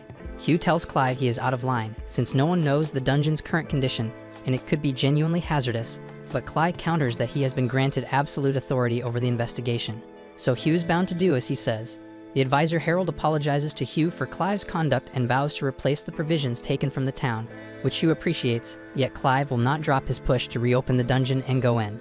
In the end, Hugh relents and says he is willing to open the dungeon for Clive, but he states plainly that if anything goes wrong, neither he nor the city of Lune will bear responsibility. Every consequence will land on Clive's shoulders. Clive starts to waver now that he understands he will be the one facing the fallout if something happens, but he cannot retreat after arguing this hard. He accepts Hugh's terms, although they still have to find adventurers to accompany the research team. After a short while, Rio is heading toward the cafeteria when a girl dashes out and asks if he can show her the way to the Adventurers Guild. Rio was on his way to eat, but since she badly needed his help, he walked her over to the guild. The girl's name is Natalie Schwarzkopf, and she is here to deliver a letter requesting Abel's party to defend the investigation team inside the dungeon. Rio is taken aback to learn that a team is going down there when the dungeon is closed, but Abel is sure someone leaned on Hugh to force a reopening. The reason it was closed in the first place goes back decades, when after a monster's outbreak, an A-ranked party was sent to investigate and never returned. Even their leader, practically S-rank, vanished without a trace, and if whatever lurks below can erase an S-rank, the guild refused to gamble, so from then on it became policy to seal the dungeon whenever a monster outbreak happened. Rio finds the tale fascinating, but his stomach is growling, so he says he needs to head out now. After Rio leaves, Lynn asks whether Natalie truly belongs to the Schwarzkopf line, famous for their peerless water magic. Natalie says yes, so Lynn asks if she has ever encountered magic that lets a mage raise an ice wall from afar. Natalie replies that she is not even sure a technique like that exists. So Abel explains that, unbelievable as it sounds, Rio can erect an ice wall at a range of about 40 meters, and on that note, he warns everyone present never to pick a fight with Rio under any circumstances. And if they ever end up against him, they should surrender on the spot, because there is no chance they could defeat him, even if they all came at him together. He adds for Natalie that if she needs assistance and cannot find any of them, Rio is the one she should go to. 3 days pass, and Rio's friends finally return from the job, having secured 2 pieces of magic copper ore. So Rio hands over a total of 90 gold coins, and they are deeply grateful, since with that much money they can take a break from work for a while. Meanwhile, in the depths of the dungeon, the investigation team has already reached the 7th floor. But oddly, they have not encountered a single monster yet, so they press onward. Eventually, they come upon a black square set into the wall, and none of them can identify it, having never seen anything like it before. But Clyde is thrilled because it is a prime anomaly to study, so he orders the instruments set up at once so they can transmit readings to the surface. And once that is done, the analysis crew, Natalie included, will start combing through the data to pin down the anomaly. But the moment Clive's researchers push the monodensity gauge through the gate, every person there is teleported away instantly, and the surface team loses connection with the entire unit. And before long, they find themselves already standing in the middle of a vast grassy plain, and fortunately, none of them seems to be injured. Still, they have absolutely no damn idea where they've ended up, and Clive along with his research team are nowhere in sight. In another area of the fields, Clive set his team to collecting readings on the environment immediately and as thoroughly as possible, since if his hypothesis holds, the gate has transported all of them to a different site. That implies a serious chance of attack from this moment onward, so everyone must stay alert against unknown threats. Even so, Clive is quietly pleased, believing this will significantly sharpen his understanding of the theory he has long studied, namely that the monsters from the tidal bore came from the 38th floor. As the person who uncovered the teleportation gate, he is confident that a promotion to head of the department awaits him in due course once they return to the surface. That expectation holds only if they survive, since the creatures at this depth do not look inclined to be friendly in the slightest. Up on the surface, Natalie and the rest of the research team are still carefully analyzing what happened to the adventurers when the locator abruptly powers up again. It sends a pulse for only an instant, not long enough to exchange messages or attempt a response. From the brief data burst, it appears the expedition team has somehow landed on the 40th floor of the dungeon against all expectations. That result makes no sense, since by all accounts, a moment earlier they were on the 10th floor. At that moment, a man named Christopher steps into the tent and introduces himself as a researcher from the College of Magic who has joined this investigation in person to assist. He recognizes that he and Natalie's team are nominal competitors, but he says he must learn whether anything unusual has occurred in the dungeon, and he asks them, despite that, to share whatever they know if possible. Natalie and the others hesitate to disclose information that's sensitive, so Christopher explains that not long ago he was entering the dungeon with the adventurers assigned to the second research expedition. Yet as he reached the threshold, everyone ahead of him disappeared in an instant, which is why he is determined to learn what became of them. Christopher's account finally confirms what everyone feared. The group of adventurers trapped in the depths of the dungeon didn't vanish by accident. They were warped through some kind of teleportation, which explains why they were suddenly stranded on the 40th level. But that doesn't exactly make things any less terrifying. Up until now, the deepest any explorer has gone was the 38th floor, and even that was considered nearly suicidal for most B-class squads. Expecting C and D rank teams to survive past that is a damn death sentence. Thankfully, Abel's crew was among the first dispatched in the initial wave. That gives them a fighting chance, and hopefully enough firepower to keep the others safe, for a while at least. But if a plan to get them out doesn't come together soon, things are going to spiral fast. When Natalie gets word that Abel's whole squad is stuck down there, she immediately recalls what he warned her about before entering the dungeon. Without hesitating, she bolts to the library in hopes of tracking down Rio for backup. At the guild headquarters, trouble's already boiling over. Nana storms into Hugh's office and reports a serious development. The investigative team that was dispatched vanished the moment they entered the site. No signals, no updates, just complete silence. Dean Christopher is calling for Hugh to come immediately so they can assess the situation. Hugh jumps from his seat without a second thought, telling Nina he's heading out right away. But before leaving, he orders her to keep everything under wraps. The last thing they need is the rest of the adventurers finding out and losing their heads. Meanwhile, deep inside the library, Rio is busy navigating shelves of dusty tomes, but he's honestly not getting far. He has no clue where the relevant materials are, and without someone to guide him, he's pretty much lost. He silently wishes Sarah was around because she'd definitely know where to start. Lucky for him, she's actually just a few steps away in the next aisle. Rio perks up immediately and walks over to her, explaining that he's trying to dig up info on eclipses and tidal surges, but has no idea where to find the right archives. Sarah flashes a smile and offers to help without hesitation because she knows exactly where those records are kept. Sarah personally suspects a strong correlation between the tidal bore and eclipse events. She remembers that just 2 days before the most recent surge, an eclipse darkened the skies, and historically, that same sequence has happened more times than she can count. Still, Sarah didn't come to that conclusion overnight because it took her ages of digging through old references to piece the pattern together. So naturally, she's curious why Rio is suddenly so fixated on the subject. But Rio can't exactly come out and say he clashed with a demon during the last eclipse in the middle of town. So instead, he smoothly pivots the conversation and asks if she happens to know what causes a magic stone's color to shift. Sarah clearly picks up on the dodge, but chooses not to press him. For now, she simply explains that the color of a monster's core reflects its lifespan. The longer it's lived, the darker the hue. Rio had already learned that somewhere along the way, which only deepens his fascination with the tidal bore. According to the documentation, all the monsters that emerged during the event left behind completely transparent stones. Most believe the creatures surge upward from the lower dungeon levels, but those clear stones suggest they weren't seasoned beasts. They were freshly born. And what shocks him most is that even older tidal bore accounts describe the exact same thing, crystal clear stones every time.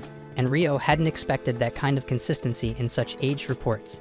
Sarah casually mentions that the records aren't exactly in great condition. Most are stored on fragile parchment, which is probably why no one else even knows they exist.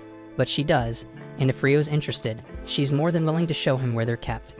Elsewhere, the research team caught in the teleportation trap still hasn't managed to pinpoint where the hell they are. Given how they got here, some are starting to wonder if they're even inside the dungeon anymore. Harold checks in with the engineers, asking if they've managed to reactivate any of their equipment. They tell him the transmitter is finally online, meaning the surface crew should now be able to track their signal. That gives the group a spark of hope because maybe someone's on their way, but Harold doesn't seem convinced. When Abel questions him, Harold admits something feels wrong. It's the air, it has a weight to it, like being wrapped inside a sanctuary square incantation.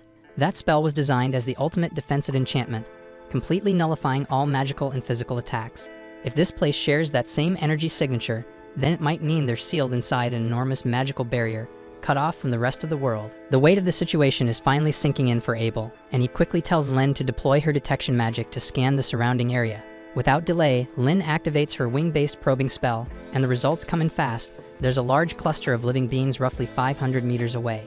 Based on the readings, it's about 100 humans, but there are also a dozen unfamiliar life signatures mixed in, and whatever they are, they don't match anything she's ever sensed before. It's suspicious as hell, but it's the only lead they've got, so the team immediately starts moving toward the source.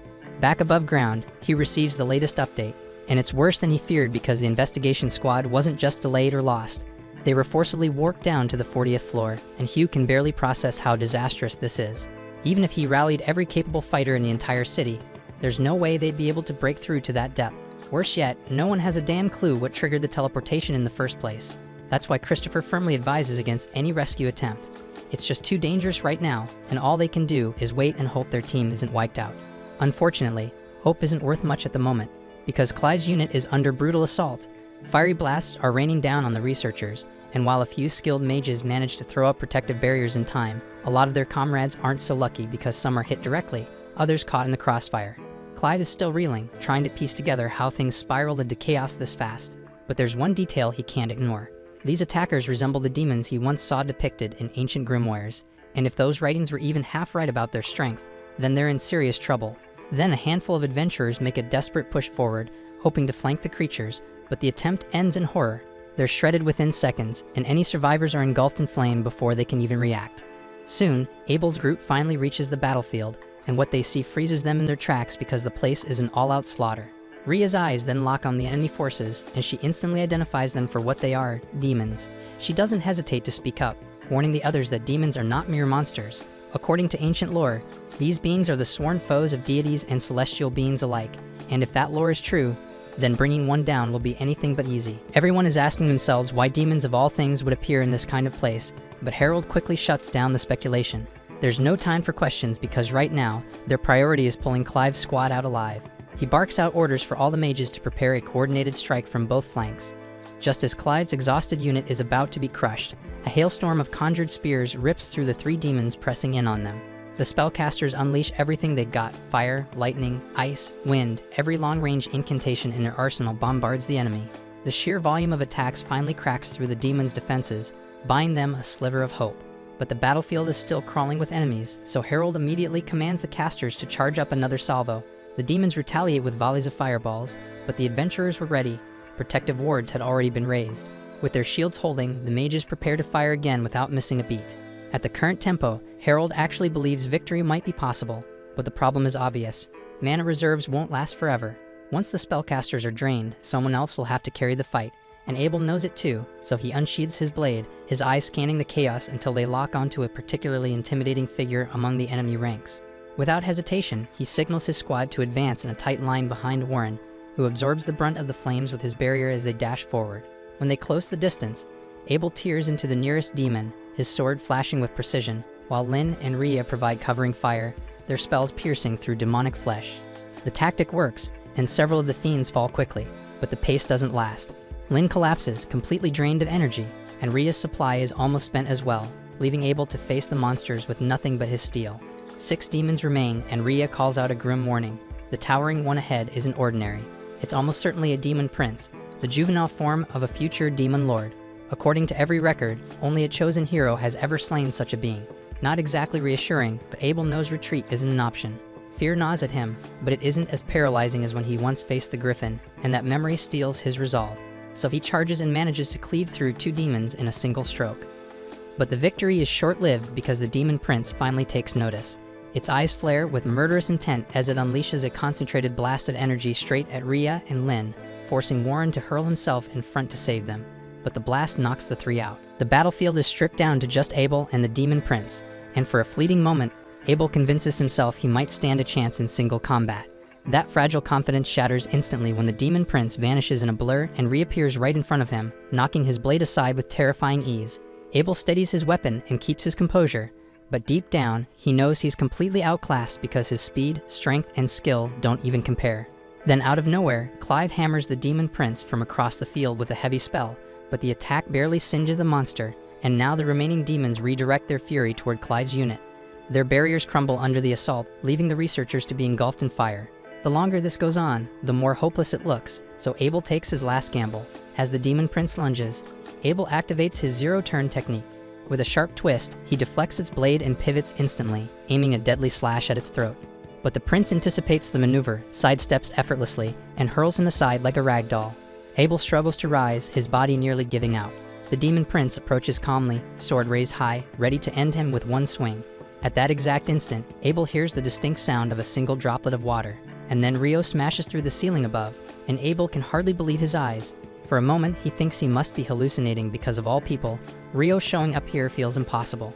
Rio then tells him that a lot of people are worried about him and the others, so they should head back as soon as possible, and he'll handle the monsters here for now. Abel immediately tries to warn him, insisting that this isn't just any monster, it's a demon prince, but Rio doesn't seem fazed at all. In fact, he chuckles, thinking Abel must be exaggerating. After all, he's already fought a true demon before, and this thing doesn't feel nearly as terrifying. If it really is a child version of a demon lord, then its weakness explains everything. As he strides forward, the demons that remain attempt to incinerate him with a barrage of fire, but Rio answers with a wave of icy lances that cut through their flames, and before they even register what's happening, he uses a water jet cutter from behind them to decapitate them all. The demon prince freezes as it watches the decapitated remains of its subordinates crash at its feet. Rage boils in its eyes, and it knows now that Rio won't be anything like the easy prey before. Tightening its grip, the prince raises its weapon and prepares to fight for Rio. And Rio smirks with anticipation, draws his sword as well, eager to test just how strong this so-called heir of a demon lord really is. A little while ago, Natalie had been racing frantically through the city, doing everything she could to locate Rio, and when she eventually found him, gasping for breath, she delivered the urgent news. Abel and his squad were trapped deep inside the dungeon. And without missing a beat, Rio sprang into action and immediately crafted a cart of solid ice around Natalie, then launched himself toward the dungeon entrance at top speed, wasting not a single second. During the ride, Natalie managed to bring Rio up to speed with all the details of the situation, and by the time they arrived, he had a solid understanding of just how bad things were. He thanked her for reaching out, though one question lingered in his mind. How did she know to look for him in the first place? So Natalie explained that back when they first met, Abel had told her that if anything ever went wrong and he wasn't around to help, she should go find Rio immediately. According to Abel, Rio was the most dependable person he knew. That definitely sounded like something Abel would say, and it warmed Rio's heart to hear how much trust his friend had in him. Still, there wasn't time for sentiment, and he turned and sprinted toward the dungeon gate without hesitation. The adventurers stationed at the entrance tried to block his path, but Rio had no patience for delays, so he summoned thick walls of ice to trap them behind and made his way inside without slowing down. And as soon as he was inside, he remembered that Natalie had told him the signal came from the 40th floor. But there was no way he could take the lawn route, not when every second counted. So he cut straight through the floors using high-pressure water blades, which is how he ended up reaching the bottom in record time. Right away, the demon prince lunged in for a strike, but its speed was laughable, nowhere near enough to land a hit on Rio. With complete ease, Rio sidestepped the attack and decapitated the creature in one clean sweep. Abel and the rest of his team were stunned because they couldn't believe Rio had taken down such a powerful enemy so effortlessly. But the fight wasn't over yet, and to everyone's disbelief, the demon prince picked its severed head up from the ground and reattached it like nothing happened. Rio acknowledged that this regeneration ability could be a minor annoyance, but realistically, the demon prince had no chance of doing any real damage to him. Just to make it crystal clear, Rio conjured over 200 razor-sharp water jets surrounding the creature from every angle. And before it even had time to comprehend how badly things were about to go, it was already too late because Rio vaporized the demon prince's body into fine dust, and this time there was nothing left to regenerate. With the battle officially concluded, Abel turns to Rio and expresses his deep gratitude for the rescue. But Rio casually brushes it off, saying words are cheap, and if Abel truly wants to thank him, then he can pick up the tab for dinner tonight. Just then, Harold steps forward and introduces himself as a representative from the Bureau of Royal Magicians. He expresses sincere appreciation for Rio's intervention, saying that without him, they absolutely would have perished down here. But Rio insists there's no need for thanks because he never turns his back on people in danger. And if anything, he regrets not arriving sooner. Maybe then, the number of casualties could have been minimized. Harold agrees, saying the entire incident is still a tragic loss. He explains that once the mages regain enough energy, they'll begin recovering the fallen so their remains can be properly honored and laid to rest. In the meantime, Abel has a request, and he asks Rio to help him harvest magic stones from the slain devils, because he plans to use the funds to support the families of those who didn't make it. Rio is happy to assist, but there's something that's been bothering him since he got here. When he dropped down from the 39th floor, he felt like he passed through some kind of magical field. But the moment he took out the demon prince, that sensation vanished completely. And that's not all, because during his descent, he used a detection spell and picked up something unusual coming from the staircase. They plan to check it out before leaving, but for now, their priority is gathering as many devil stones as they can. Even with all his experience, Harold admits this is the first time he's ever actually seen one. There aren't any trustworthy documents describing them either. Since devils tend to appear seemingly out of thin air, some scholars believe they might possess the ability to manipulate space and time, but that theory has yet to be confirmed. Elsewhere in the world, a different scene unfolds. The hero's party has just triggered an ancient altar designed to summon the demon lord. A few seconds later, a swirling portal materializes before them, and out steps Leonore. The hero immediately assumes she's the demon lord and calls her that out loud, much to her confusion because last she checked, that wasn't her title. In reality, she just followed a strange energy signature she sensed and decided to check things out. But the moment she hears this guy is a hero, her mood shifts because if he really is a hero, then he must be strong. And if that's the case, then she's absolutely down for a fight. The hero then boldly raises his weapon, declaring with full confidence that today is the day he slays Leonore, and she perks up with excitement, clearly ready for a thrilling duel. But within moments, her anticipation is crushed because this guy is pathetically weak. She barely put any force behind her swing, yet her blade sliced straight through his chest, so the disappointment hits hard. She pulls her sword back and glances at the rest of the party, who are frozen in place, visibly horrified and unsure of what to do. Leonore doesn't particularly get a thrill out of killing people, so she flashes behind the party's mage and casually suggests they just call it quits and head home. If their so-called hero couldn't last a second against her, then none of them would fare any better. And by the way, they should probably tend to their wounded hero since she didn't hit any major organs, so if they act fast, he might still make it. Thankfully, the party chooses the smart option and immediately scrambles to stabilize their fallen comrade. And while they're busy treating his wounds, Leonore strolls over to inspect the altar. The fight was a total letdown, but she's at least intrigued by the magic gem they used to summon her. It radiates unusual energy, and she considers the trip worthwhile after all. And with a flick of her hand, she teleports the gem into her storage space. From the ground, the hero yells for the demon lord to stop, but Leonore is seriously getting tired of the title. She turns to face them and bluntly says she's not the demon lord. The entire group is stunned because if she's not the demon lord, then how the hell is she that powerful? Leonore doesn't really have a satisfying answer because from her perspective, they're just hilariously underpowered. Still, she gives them a sliver of credit because at their current level, they might be able to beat the real demon lord if they actually coordinated properly. But as for her, she's way beyond that weakling. The hero looks shaken because he can't process the idea that being stronger than the demon lord are out there, so he starts wondering how the hell a regular human like him is supposed to stand a chance against that shit. But Leonore assures him that it's not impossible because in fact, she's fought a human once who matched her blow for blow, and she thinks his name was Rio. That guy was incredible because fighting him had been a real blast. And if she had to assign a power level, she'd say Rio was about 10,000 times stronger than the hero currently is. With that parting thought, Leonore vanishes in a flash, leaving the hero's party to sit in stunned silence and carry on with whatever was left of their shit day. Meanwhile, back within the depths of the dungeon, Rio and the rest of the adventurers are making their way toward the staircase to begin their ascent to the surface. Once they reach the spot, Rio points out the oddity he mentioned earlier to Harold. It appears to be some sort of magical crystal, but Harold has never seen anything quite like it before and can't determine what it's meant to do. Curious, he decides to bring it topside for proper study and slips it into his storage pouch before they resume their trek upward. Eventually, the entire party safely emerges above ground, and Hugh begins organizing treatment for the injured adventurers. Meanwhile, Natalie reunites with Abel and the others to make sure they're all in one piece, and Abel personally thanks her for thinking fast, because if she hadn't gone looking for Rio, they wouldn't have stood a chance.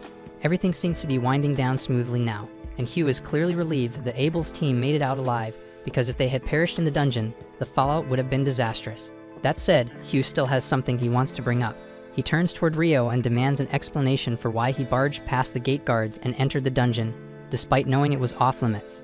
Rio honestly wasn't expecting Hugh to circle back to that, but he owns up to it and offers a genuine apology for violating protocol. Before Hugh can press the issue further, Harold steps in to defend him, urging Hugh to cut Rio some slack. After all, if Rio hadn't taken action when he did, none of them would be alive right now. Hugh is taken aback and asks Harold to elaborate, but Harold suggests they speak privately and invites Hugh to a nearby tent. Once they're alone, Harold explains everything that unfolded below, detailing the encounter with the devils and the appearance of the demon prince, and Hugh listens in stunned silence. The idea that devils are showing up at a time like this is unreal, and the fact that anyone survived is nearly impossible to believe, so he assumes Abel must have done something extraordinary to protect the group. Harold agrees that Abel fought bravely, but even he wasn't able to stand up to the Demon Prince. In fact, he was seconds away from being killed until Rio arrived just in time. Hugh was still trying to wrap his head around everything. He'd always known Rio was gifted, but he never imagined the kid was capable of facing down a Demon Prince on his own. But Harold quickly corrects him that facing isn't the right word, because what Rio did wasn't a duel, it was a complete massacre. He annihilated the Demon Prince and its remaining minions in mere seconds, unleashing magic so overwhelming it bordered on horrifying. And after seeing that firsthand, Harold tells Hugh that their #1 priority from this point forward should be making absolutely sure Rio remains an ally of this nation, because if someone like him were to turn against them, the consequences would be catastrophic. With that in mind, Harold asks for Hugh's cooperation in redacting all traces of Rio's power from the official report, because the last thing they need is for some clueless noble to learn about Rio and start demanding the impossible from him. The next morning, Rio is wandering through town when a mouth-watering aroma catches his attention. He follows the scent to a cozy eatery known for its legendary curry, and to his surprise, he finds Sarah already seated inside. She's equally shocked to see Rio, but admits she can't blame him because the food here really is worth the hype. They both place their orders, and since they finally have some time to talk, Sarah asks Rio where he's been staying. Rio replies that he's currently living in the guild dorms. That catches her off guard because those rooms are usually reserved for newbies. Rio explains that he technically is still a rookie, even though he was promoted to D rank right after joining the Adventurer Registry. Sarah raises an eyebrow because instant rank promotions are incredibly rare, but judging by his aura and confidence, it checks out. Once they finish eating, the two step outside.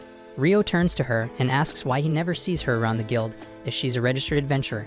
Sarah explains that it's a bit complicated. She's been working under a long-standing contract in the royal capital, so she rarely has to check in with the guild at all. She currently serves as a sword instructor for Margrave Loon's Knight Battalion, and since they're already on the topic, she asks Rio if he has any plans coming up, because she'd really love to spar with him sometime for fun. A short while later, Rio and Sarah stand across from one another in the training arena, moments away from beginning their duel. Before they start, Rio curiously asks how she even knew he used a sword, especially considering he's a mage. Sarah explains that it was obvious to her from his posture and the way he moved. Besides, it's not all that rare for a spellcaster to mix in physical combat techniques. As the match kicks off, Sarah lunges at Rio with a burst of blinding speed. He barely manages to react in time and parries her strike. That alone surprises Sarah because almost no one has ever dodged her initial blow on the first attempt. Rio is equally caught off guard. He wasn't expecting her to be that fast. But as Sarah admits, she was just warming up, but now she's ready to go all in. Rio does everything he can to keep up as Sarah begins launching rapid, relentless attacks, but her speed and precision are overwhelming, and despite his best efforts, she eventually overpowers him. When the match ends, Sarah throws her arms around Rio in pure excitement, gushing about how impressed she is. She hadn't realized just how skilled he was, and very few people are able to withstand her onslaught that long, especially considering she was enhancing her movements with wind magic, while Rio didn't use any spells at all. She'd love to keep sparing, but she has a sword lesson scheduled soon with the Margrave's son, so she has to take off. After saying his goodbyes, Rio begins walking home. On his way, he bumps into Hugh, who happens to be heading to the guild as well. Hugh invites Rio to join him, saying there's something important they need to talk about, specifically the dungeon incident where Rio broke through security and entered unauthorized. Hugh quickly reassures him there's no need to stress because Harold already explained how crucial Rio's intervention was in saving the investigation team. Hugh is genuinely thankful for that, but that said, the rules are still the rules, and some kind of disciplinary action is required. So instead of a formal punishment, he assigns Rio a task. Rio is a little puzzled because it sounds more like a favor than a punishment, but Hugh just tells him not to think too hard about it because the assignment is a simple escort mission. Rio will be accompanying someone on a round trip to the city of Whitnash. After a few days, Nils approaches Rio at their dorm with a serious look on his face and formally asks for his help. Rio gives him a curious glance and wonders what this is about. Nils explains that his hometown has put out an official request to deal with a monster problem, so he wants to accept the mission. But the problem is that his request is restricted to D-rank adventurers and above, and unfortunately, everyone else in the dorm ranks lower than that, besides Rio. Nils practically pleads with Rio to form a temporary party with him so they can accept the job. Ammon chimes in, saying that the enemies they're dealing with are goblins and skeletons, which shouldn't be too dangerous. Ito, on the other hand, finds it strange, noting that goblins and skeletons typically don't share the same territory, but Rio suddenly cracks a grin because it hits him that he still hasn't fought skeletons since arriving in this world, and the idea actually excites him. He agrees to take the quest just for that experience, and the group heads straight to the guild together. Hugh looks at them seriously and asks if they're sure they want to accept the request, since the village in question is quite far from here. But Nils insists because he wants to go back and protect his people. Hugh then reveals that 2 other groups were already sent on this assignment. The first was an E-rank team, and the second was a D-rank, but both failed to complete the job. This stuns the party because even a D-rank group couldn't finish off goblins and skeletons. But Hugh explains that the real issue wasn't the monsters. The D-rank team reported that the villagers themselves weren't cooperative, which made the mission nearly impossible. Nils finds that odd, since the people in his hometown are usually pretty kind. Hugh decides to greenlight the request anyway, admitting that he understands the struggles of small rural villages since he grew up in one too. Still, he warns that the situation may be more dangerous than it looks, and emphasizes that the priest Ito will play a key role, as the only one capable of using purification. He also points out that Rio has a few days left before his upcoming escort duty begins, so they have just enough time to finish this first. The following morning, Rio and the team begin their journey to the village of Keludi. Thanks to their recent stamina training, the trip is smooth and quick. When they arrive, the locals immediately welcome Nils back with smiles and warmth. Rio is quietly surprised because he'd been almost certain that Nils had been kicked out for being a bad boy. Nils gets annoyed at the comment, though he can't deny that it's not entirely false. Soon after, Nils takes the group to meet the village chief Bulan, who lights up when he sees him. After introducing his friends to the chief, the group sits down to finally go over the details of the monster extermination request. Bulan mentions that things might go more smoothly this time around since Nils is familiar with the traditions of the village, but Nils brings up the previous report. He wants to know if it's true that the villagers refused to cooperate with the D-rank adventurers. Bulan then begins recounting the incident from the first time he spotted the skeleton-type monsters. He says that when the E-ranked group showed up, they chased the monsters too deep into the eastern forest, which is considered forbidden land by the villagers. They would have been forced to leave the village anyway, but they ended up injured and pulled back on their own. When the D-rank squad arrived afterward, the trust had already been broken. The locals didn't even want to offer them shelter, and that's why the D-rankers returned with nothing to show for it. Nils completely understands the villagers' behavior, but he knows his companions are confused since they're lacking some crucial context. That context, however, is a closely guarded village secret, and Nils tells them to wait until he gets permission from the village council to explain. At night, the group stays at Nils' family home, where they're greeted warmly by his younger siblings. They start chatting about how Nils always dreamed of becoming an adventurer the moment he came of age, but after their parents passed away, he put that dream on hold to care for his little brother and sister until they could stand on their own. A little while later, Nils returns from his meeting with the council. He tells the group that the council granted him permission to share the village's hidden knowledge with them. He asks them to treat it with confidentiality, then begins explaining the two things that make this village unique. The first is the guardian beast that resides deep within the eastern forest, and the moment Rio hears that, he lights up with excitement. He immediately starts imagining how the beast will probably end up getting possessed by some cursed deity, forcing them into a boss battle, because that's how it usually goes in anime. Nils snaps him out of his delusions and continues. The second secret is about the village shrine. He says that tomorrow, the village elder will personally guide them to it. For now, they should rest and prepare for the mission ahead. The following morning, Bulan leads Rio and the group to the region where the goblins have been sighted. Ato and Ammon discover fresh goblin tracks nearby, and they agree that a nest must be close. Right then, Rio senses a group of goblins heading toward them, and Nils suggests a strategy. They'll eliminate all but one of them, and let that one run home. That way, they can track it back and wipe out the entire goblin den in one strike. Soon after, the goblins show up at their position, and Rio quickly responds by freezing them in place using his ice magic. Then the rest of the team wastes no time and dives in to handle the paralyzed enemies, taking them out one by one, while intentionally leaving just one survivor to run back to its den. They trail behind it discreetly and find it chattering with a group of goblins gathered outside a nearby cave. Rio suggests clearing out the goblins stationed outside first, and without hesitation he traps them in another wave of ice, giving his teammates a clean opportunity to finish them off. But right after they deal with the smaller group, their next challenge emerges, and it's a freaking goblin general that steps out of the cave. Nils and the others freeze up, clearly shaken by the sight of a high-ranking goblin. But Rio immediately slams the general into the dirt using a set of ice chains and casually tells Nils to take care of the rest. With Rio's support, they're able to bring the goblin general down with ease and recover his magic stone before heading back to Keladi. Once they return, the village elder is already waiting for them and smiles when she hears that the goblins have been handled, and she invites them to accompany her to the shrine. On the way, Ado notices an unusual charm dangling from her staff. While Rio is deep in his own fantasy, imagining a dramatic scenario where the guardian beast is taken over by an evil force, and he has to defeat it in a fierce battle. Nils, of course, tells him to stop brewing ridiculous ideas in his twisted little brain. As the group moves deeper into the woods, Ado walks beside the elder and asks her about the pendant she carries. He instantly recognizes it as the emblem of the Earth Mother divinity, and the old woman is pleasantly surprised by his knowledge.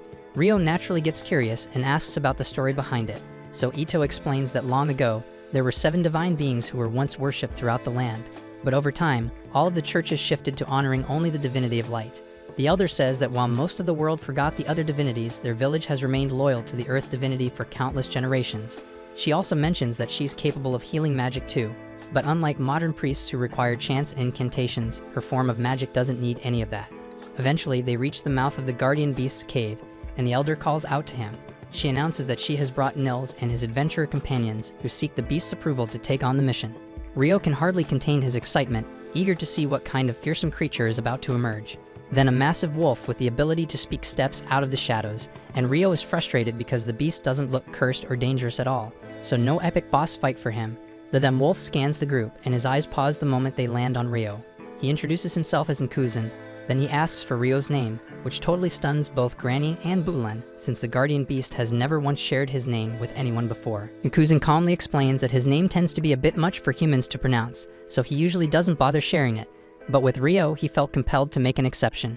He explains that he's distantly related to the fairy tribes, and something about Rio's aura feels naturally comforting to him. This leaves Rio puzzled, but it also makes him think back to how fond the fairy king was of him too. So maybe there really is something unusual about him that draws fairies in. Either way, he thanks the great wolf for his kind words, and Nkuzan lets out a hearty laugh, telling the elder that she's brought him a rather special visitor this time. With introductions out of the way, Nkuzan begins explaining the details of the quest. There are around 30 skeletons sealed inside the shrine, including their leader, and he's been the one holding them back this whole time. He warns that the boss is significantly stronger than the rest, and they'll need to deal with the lesser undead first before attempting to confront it, and everyone agrees to the approach. Afterward, we see Edo unleashing his light magic, making quick work of the regular skeletons scattered around. Once the path is cleared, Ammon and Nils pull open the shrine gate, revealing a towering skeletal monstrosity sealed within. Rio instantly enchants their weapons, turning their swords into massive ice-forged hammers, and tells them to focus on dealing physical damage while he keeps the creature off balance. Before the fight begins, Rio crafts a glowing ice flower high above them, launching it into the sky as a signal to Nkuzan to lift the seal on the gate. Then, as soon as the seal breaks, the boss skeleton charges out of the shrine. Rio instantly freezes the ground beneath it, causing the creature to lose its footing and slip. That gives Ammon and Nils the opening they need to go to town on it with their hammers. Every time the boss tries to recover, it ends up slipping again, giving them more time to whittle it down. It's a tough battle, but they eventually wear it out and bring it down.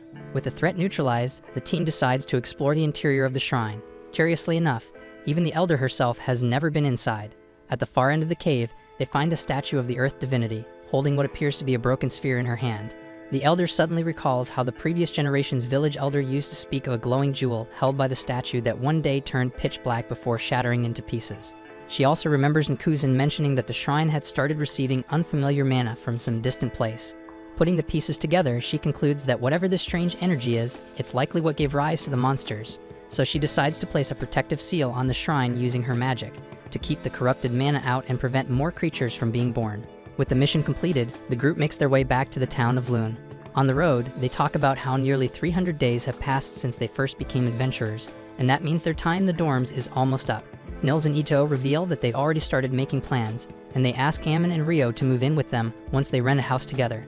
Ammon is immediately all in and agrees without hesitation, but Rio says he needs some time to think about it, since there are other things he still has to factor into his decision. Before long, they return to town, and it's finally time for Rio to take on the escort mission he'd been assigned. And by pure luck or fate, all his roommates happen to be part of the exact same job, tagging along to guard a merchant headed for Whitnash.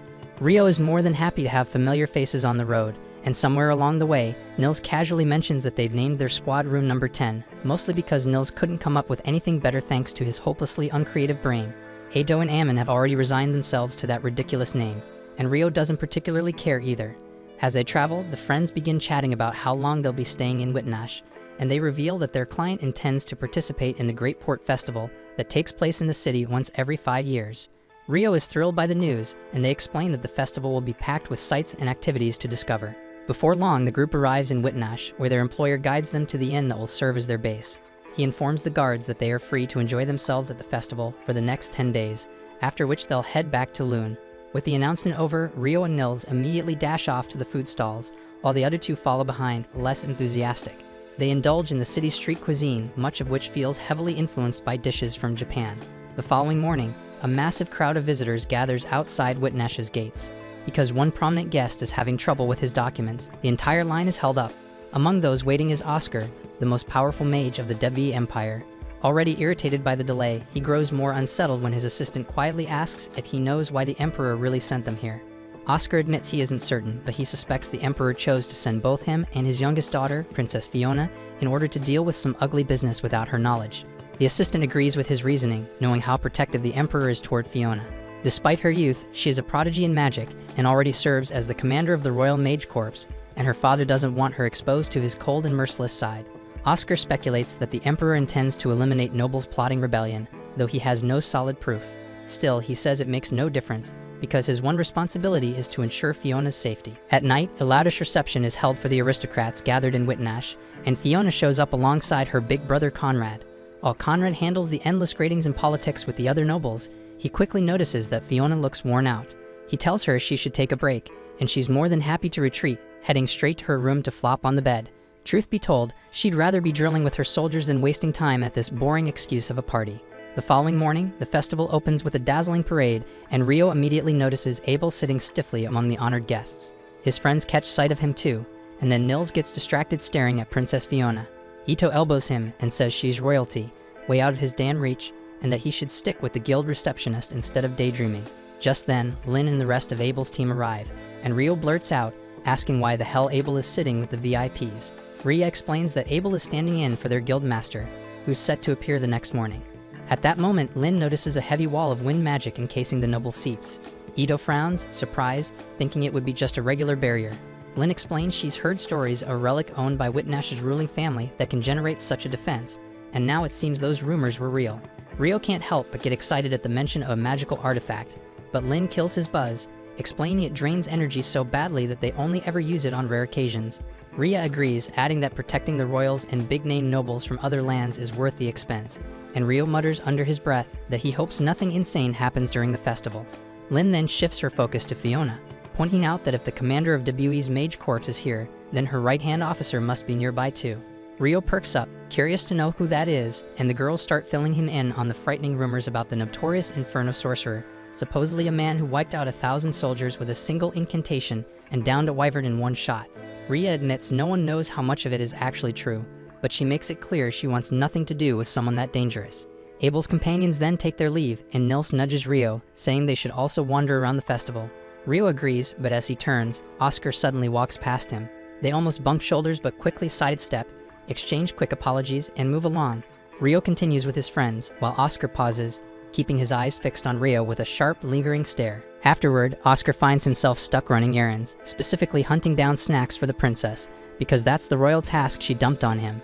He's already struggling to juggle everything through the crowd like a damn delivery boy, and to make things worse, his assistant keeps bossing him around to make sure they don't forget a single item from the list.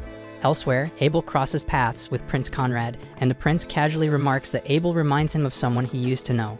Abel brushes it off, saying he's probably mistaken, then casually brings up how he ended up sitting beside Fiona earlier. In truth though, his interest seems more focused on Oscar than on the princess, but before he can dig deeper, Conrad quickly makes an excuse about spotting someone in the crowd and walks away without warning. At the same time, Princess Fiona throws herself onto her bed once again. Moments later, Oscar and his assistant arrive with armfuls of food, and Oscar looks like he's been through a war because he clearly hates crowds. His assistant mentions they nearly ran into someone earlier, but Oscar explains the guy was quick enough on his feet to dodge cleanly, so it wouldn't have been a crash even if he didn't move. Fiona asks who they're talking about, and Oscar tells her about Rio, saying he looked like a spellcaster, but moved like someone trained with a blade. After that, he takes on his usual role as Fiona's personal snack eater, warming up her food like a glorified oven. Fiona beams and thanks him sweetly, calling him sensei, which makes Oscar visibly uncomfortable, though he doesn't argue. The following morning, Rio and the gang check out an archery contest happening by the sea. Ammon and Ego decide to give it a shot, literally, but fail miserably, missing every target floating above the waves. Rio turns to Nils and asks if he's going to take a turn, and Nils proudly announces that he's never touched a bow in his entire life. Right then, Abel strolls up and starts laughing, saying he used to be just like that back in the day, so Rio immediately jumps on the chance to push Abel into joining the competition. Though not exactly feeling it, Abel gives in and proceeds to nail a perfect bullseye on the farthest target. The crowd loses its mind cheering for him, but Abel barely gets a second to enjoy the spotlight before his teammates show up. Ria gives him a cold smirk and asks why the hell he didn't come find them the moment he got free. As Abel tries to talk his way out of the situation, Lin leans over to Rio and the others and spills the tea. Apparently, Abel promised Ria he'd spend the whole day with her, but since he ghosted her all morning, she's furious and now he's screwed.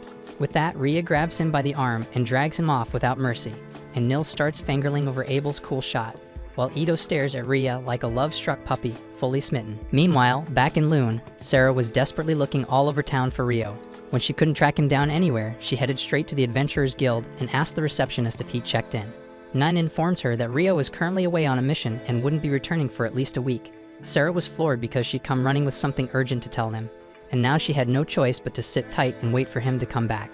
The following morning, Rio and Ito were hanging out by the docks, watching a chaotic boat race. Their pals Nils and Ammon were both taking part, but things went sideways fast when Dan, the obnoxious jerk from earlier, decided to join too. The second Nils laid eyes on him, he jumped into a fight like a damn heat-seeking missile. According to the race rules, combat was allowed in the second half of the race, and of course, those two meatheads took that as a green light to go full barbarian. They started bashing each other with their oars while their poor teammates tried to steer the boats toward the finish line. Naturally, the idiots snapped their own oars mid-fight, then straight up snatched the paddles from their partners like it was some kind of pirate raid. With no one paddling, their boats came to a dead stop just a few feet from the goal, so the slower teams from behind passed right by and won the damn thing. And as if that wasn't enough, Nils and Dan kept throwing fists, even after losing their weapons. Eventually, both of them capsized and hit the water. The only silver lining is that the crowd absolutely loved the chaos, and the two ended up getting a prize for being the most entertaining. And naturally, they started brawling over that too. The following morning, the crew went to check out a high-tech ship that didn't need sails or oars to move. Hugh was already there, explaining that the pricey thing ran on alchemy and enchanted stones that used wind and water magic to push it forward. After that, they stopped by a weapons shop, and Ito began browsing for crossbows because he wanted to boost the team's mid-range combat power. Not long after, the shopkeeper showed up, and once he heard that Ito was looking to cover his team from a distance, he introduced him to a semi-auto crossbow that could fire rapidly without needing to reload after every shot. Ito, thrilled with the find, bought it right away, and the group went back to enjoying the festival.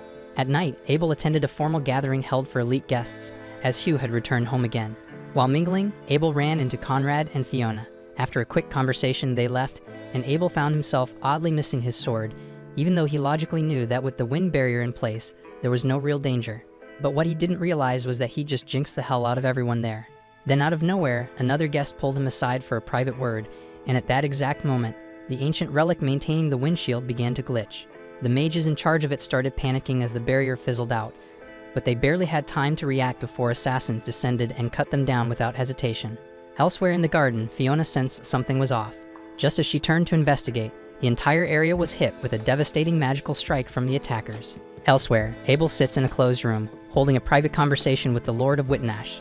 The space is sealed with a soundproofing artifact, ensuring no voices leak out or are overheard, something that makes Abel question why the host of such a formal occasion would go to such lengths for secrecy. And he casually remarks that Hugh should have wrapped up all the administrative tasks before leaving, and the Lord affirms.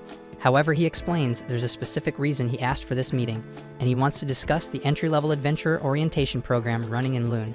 From what he's heard, it's received glowing praise, and he's interested in adopting a similar framework at Whitnash's Adventurers Guild branch. Abel thinks the idea is solid and explains that the curriculum has helped drop the death rate of newbies significantly.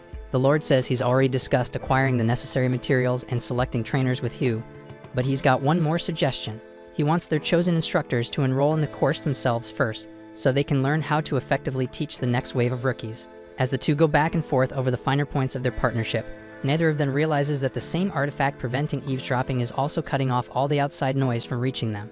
Elsewhere, Oscar is wandering the merchant district with his team, who ask if he plans on grabbing a bite. He replies that he'll wait until Fiona returns before eating anything, because it's easier to stay mobile on an empty stomach if things suddenly go south. His subordinates remind him that the Lord's estate is secured by a solid wind barrier, so there's little chance anything could go wrong in there, and Oscar hopes they're right. One of them teases him about how overly protective he is of the princess, and that immediately takes Oscar down memory lane. He grew up in a quiet little village tucked away near the base of a mountain range. As a kid, he had bright red hair and an unusual knack for fire magic. He used to assist the local blacksmith by keeping the forge at just the right heat, and dreamed of one day making weapons himself. At home, he'd light the firewood for his mother and was proud that his abilities were useful to those around him. One day, the blacksmith gave him his very first sword, telling Oscar's father that the boy was finally old enough to lend a hand with the village's hunting parties. Oscar was ecstatic, and his dad agreed to bring him along on the next outing. but instead of letting him swing a sword, his dad handed him a bow. Oscar did manage to land a hit on their target, right before his father finished the job, and that night, they all celebrated with a banquet. But while everyone else was enjoying the feast, Oscar's father was pulled aside by a fellow villager who had grim news. Scouts had spotted bandits surveying the area, and it looked like an attack was imminent. The two men knew they were outnumbered and had no time to organize an evacuation. So faced with no better option, they decided they'd have to stand their ground and defend their home. Not long after, all the village's men gathered at the village barricade, nervously waiting for the raiders to show up. When the bandits finally arrived, the villagers fired arrows and managed to pick off a few of them. But the bandit captain quickly saw through their defense and commanded his men to charge in close and break through the wooden walls. Oscar wanted to jump in and help them, but his father ordered him to head home and protect his mother, while he stayed behind to stall the attackers. The skirmish continued to escalate, but the bandit leader turned out to be far more skilled than anyone expected. He vaulted over the barricade, severed an archer's arm in a flash, and opened the gate from the inside to let the rest of his group pour in. While chaos broke out across the village, Oscar hid inside the house with his mother and several other women. But the single guard outside didn't stand a chance against the bandit captain, who burst through the door like a beast. Oscar's mother tried to fight him off like a good mom, but her efforts were futile, and she was easily cut down in front of him. Oscar was frozen in horror, but then his emotions exploded and he launched a fireball in fury. But the bandit leader easily swatted it away like it was nothing. Fueled by raw rage, Oscar tried lunging at him with his blade, but he didn't even land a scratch, and the man snatched the weapon right out of his hands. Just when things looked bleak, his father showed up and intercepted the next strike. But when he saw his wife lying lifeless on the ground, he completely lost control and charged at the bandit chief with blind rage. The bandit laughed, dodging every strike, then baited him into stepping outside. Oscar's father, blinded by rage, ran after him, but the moment he passed through the doorway, he was hit by 2 arrows, followed by a stab to the chest from the bandit leader. Oscar stood there, paralyzed and shattered, unable to process what had just happened. But before the bandit leader could land the final blow on him too, another one of his men burst in with a warning. A pack of wolves was heading toward the village, probably drawn by the bloodbath. Reluctantly, the bandits withdrew, and moments later, the blacksmith rushed over to check on Oscar. The blacksmith was horrified by the brutal scene before him, but forced himself to stay composed for Oscar's sake, who had lost all will to live after witnessing his parents' death.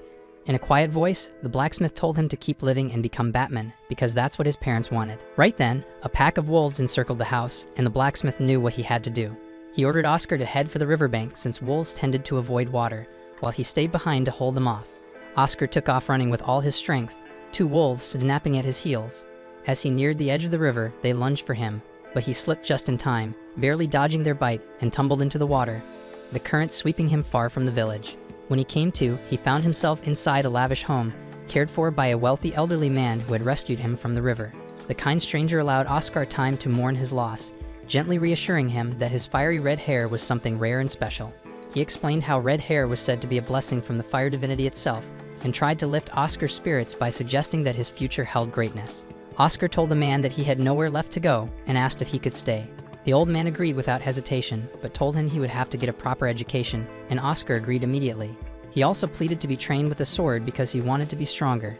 Things seemed to be looking up, but only a few short years later, tragedy struck again.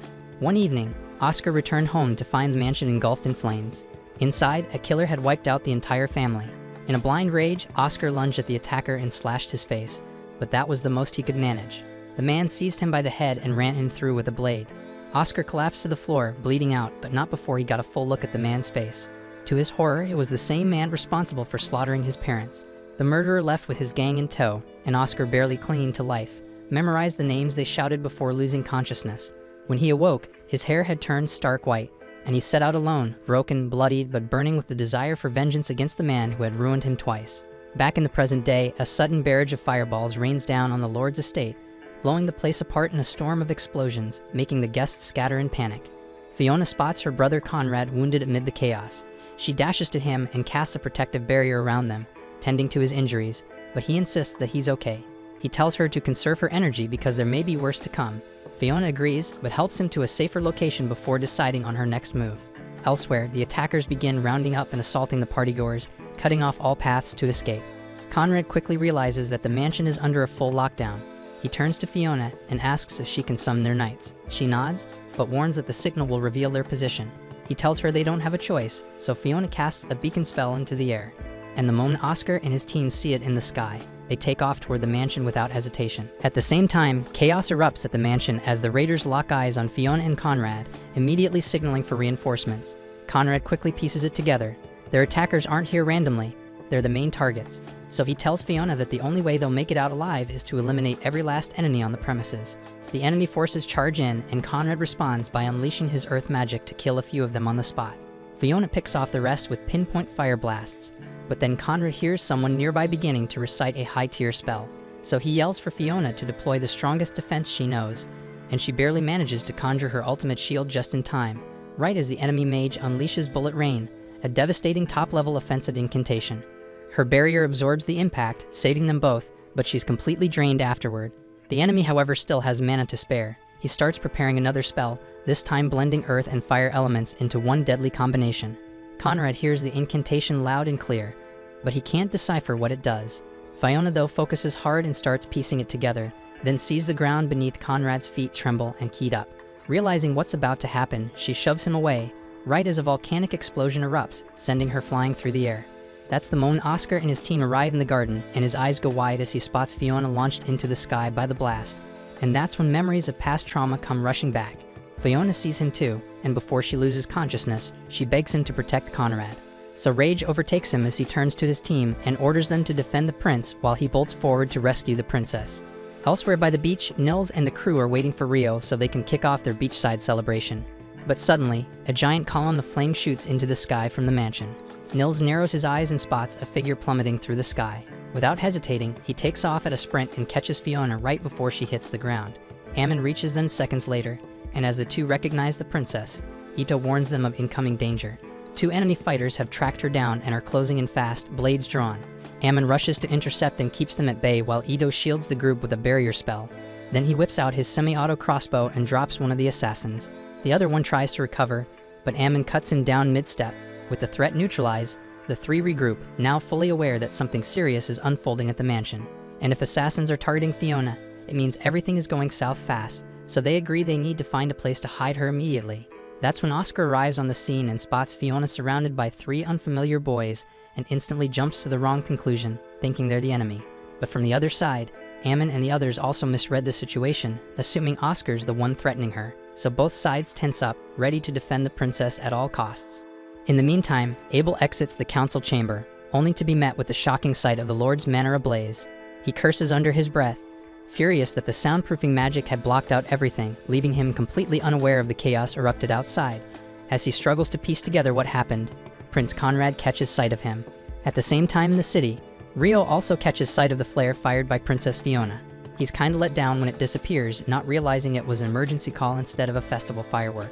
He thinks somebody was just cheerful enough to launch a magic spark into the sky, when out of nowhere two assassins chasing Fiona slam into him, making him drop the food he just bought.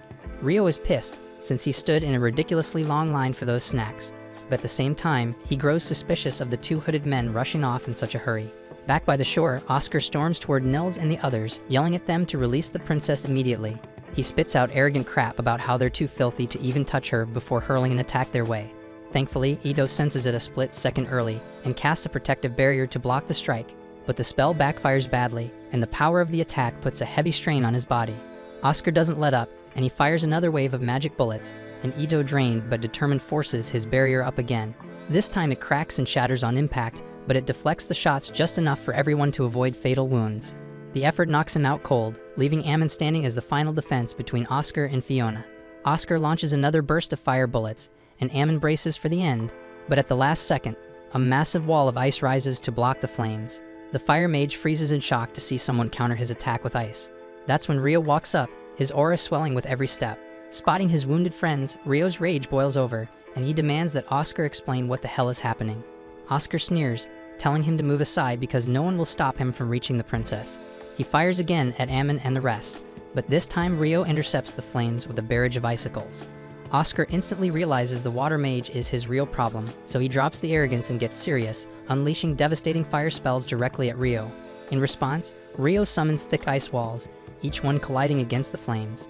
Their spells crash together, erupting into a massive explosion that shakes the ground. But when the smoke clears, Rio is standing there fully untouched. Oscar is left speechless when his flames failed to wipe out all of Rio's frozen walls, and Rio takes that moment to switch to offense. and in an instant, countless ice spears rise above him and rain down toward Oscar. He burns them away with bursts of fireballs, but before he can breathe, Rio summons another storm of blades from the sky. Forced to step it up, Oscar unleashes an advanced incantation, wrapping himself in a towering vortex of fire that shreds the icicles and lashes toward Rio in the same strike. When the inferno fades, Rio descends from above encased in a hardened shell of ice. He draws his sword and blasts a wave of frost at Oscar. Oscar twists aside at the last second and hurls fire shots in return, but Rio dodges cleanly and charges straight ahead, while Oscar ignites his own blade and swings with burning force. Their weapons crash together, neither side managing to gain the upper hand. Rio glides smoothly across the frozen ground, sliding back into Oscar's face-off, both of them glaring, prepared to fight until one of them is left standing. At that moment, Abel rushes onto the scene, shouting at the two to stop their madness. Rio glares coldly and warns him to step aside, threatening to freeze his ass solid if he keeps interfering. Abel can see the threat is real, so he begs for a moment to try and resolve things without bloodshed. Abel then steps up to Oscar, who clearly doesn't recognize him, so Abel states his name and position as the voice of Loon's guild master, and clarifies that the four boys Oscar has been fighting are adventurers from Loon, not enemies plotting against the princess. He says he understands Oscar's desperate worry for Fiona's safety, but insists that trust is needed and aggression must end here. Oscar hesitates, beginning to consider lowering his guard, but Rio cuts through the tension. He tells Abel coldly that if he's finished, he'll resume the duel and kill Oscar right now. Abel tries to reason with him, saying he's being reckless, but Rio refuses. He says he cannot forgive a man who injured his companions. He takes it a lot further, threatening that he could freeze the damn princess herself before handing her back. And that is the final spark that sends Oscar over the edge. Consumed by rage, he calls down a devastating storm of blazing meteors, the sheer sight enough to terrify everyone around.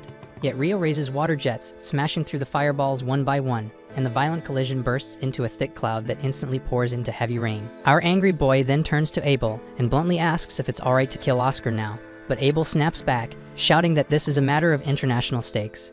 He warns Rio that killing Oscar would trigger a damn war, and nobody wants that outcome. He then moves between the two mages, explaining to Oscar that Prince Conrad himself sent him here to guarantee Fiona's safety. He insists that Oscar's duty is to protect Fiona and Conrad first, then look into the situation properly, instead of raging at a bunch of kids. Abel then faces Rio, telling him to lower his blade because more bloodshed will only make things worse. But Rio coldly asks if Abel would do the same if someone had attacked Ria. And being the painfully reasonable man he is, Abel admits that yes, he would, because Rio wouldn't want to start a war either. That answer doesn't sit well with Rio, and in a fit of frustration, he almost lunges to attack both Oscar and Abel, but stops at the last second when he sees that Abel didn't move away. Realizing Abel is genuinely committed to peace, Rio eases off and tells him to just hand the princess over to Oscar. As Abel moves quickly to help Fiona to her feet, Rio turns away, finished with his aura farming for now. Oscar eyes him with suspicion, but decides to focus on aiding Fiona first. Then we see Rio gaze out at the shoreline, recalling how he first crossed paths with Abel during a shipwreck. Then he looks back at his companions, reflecting on how far their journey has taken them. The following morning, everyone has recovered, and Ito beams with happiness upon hearing that Rio was the one who healed him. Rio shrugs it off, saying all's well that ends well, but Abel suddenly arrives and calls him a hypocrite. Abel looks drained after handling the political fallout stirred up by Rio, though thankfully Conrad and Fiona understood the circumstances, so there will be no consequences. Oscar even offered an apology for his actions, which Rio finds hard to believe. Still, Rio mocks Abel, saying he was useless last night since he failed to stop the assault on the Lord's manor.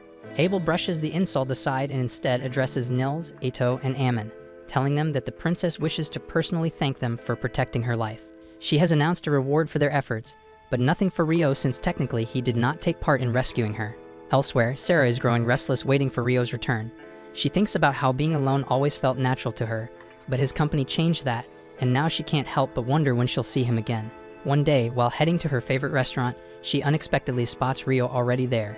Her face brightens with excitement, and when he notices her, he signals for her to join him, so she sits down, and the two start chatting over a warm meal. Afterward, Sarah brings Rio into the hidden section of the library because she discovered a rare manuscript on alchemy. Rio thanks her and immediately pulls out a sheet to jot down notes.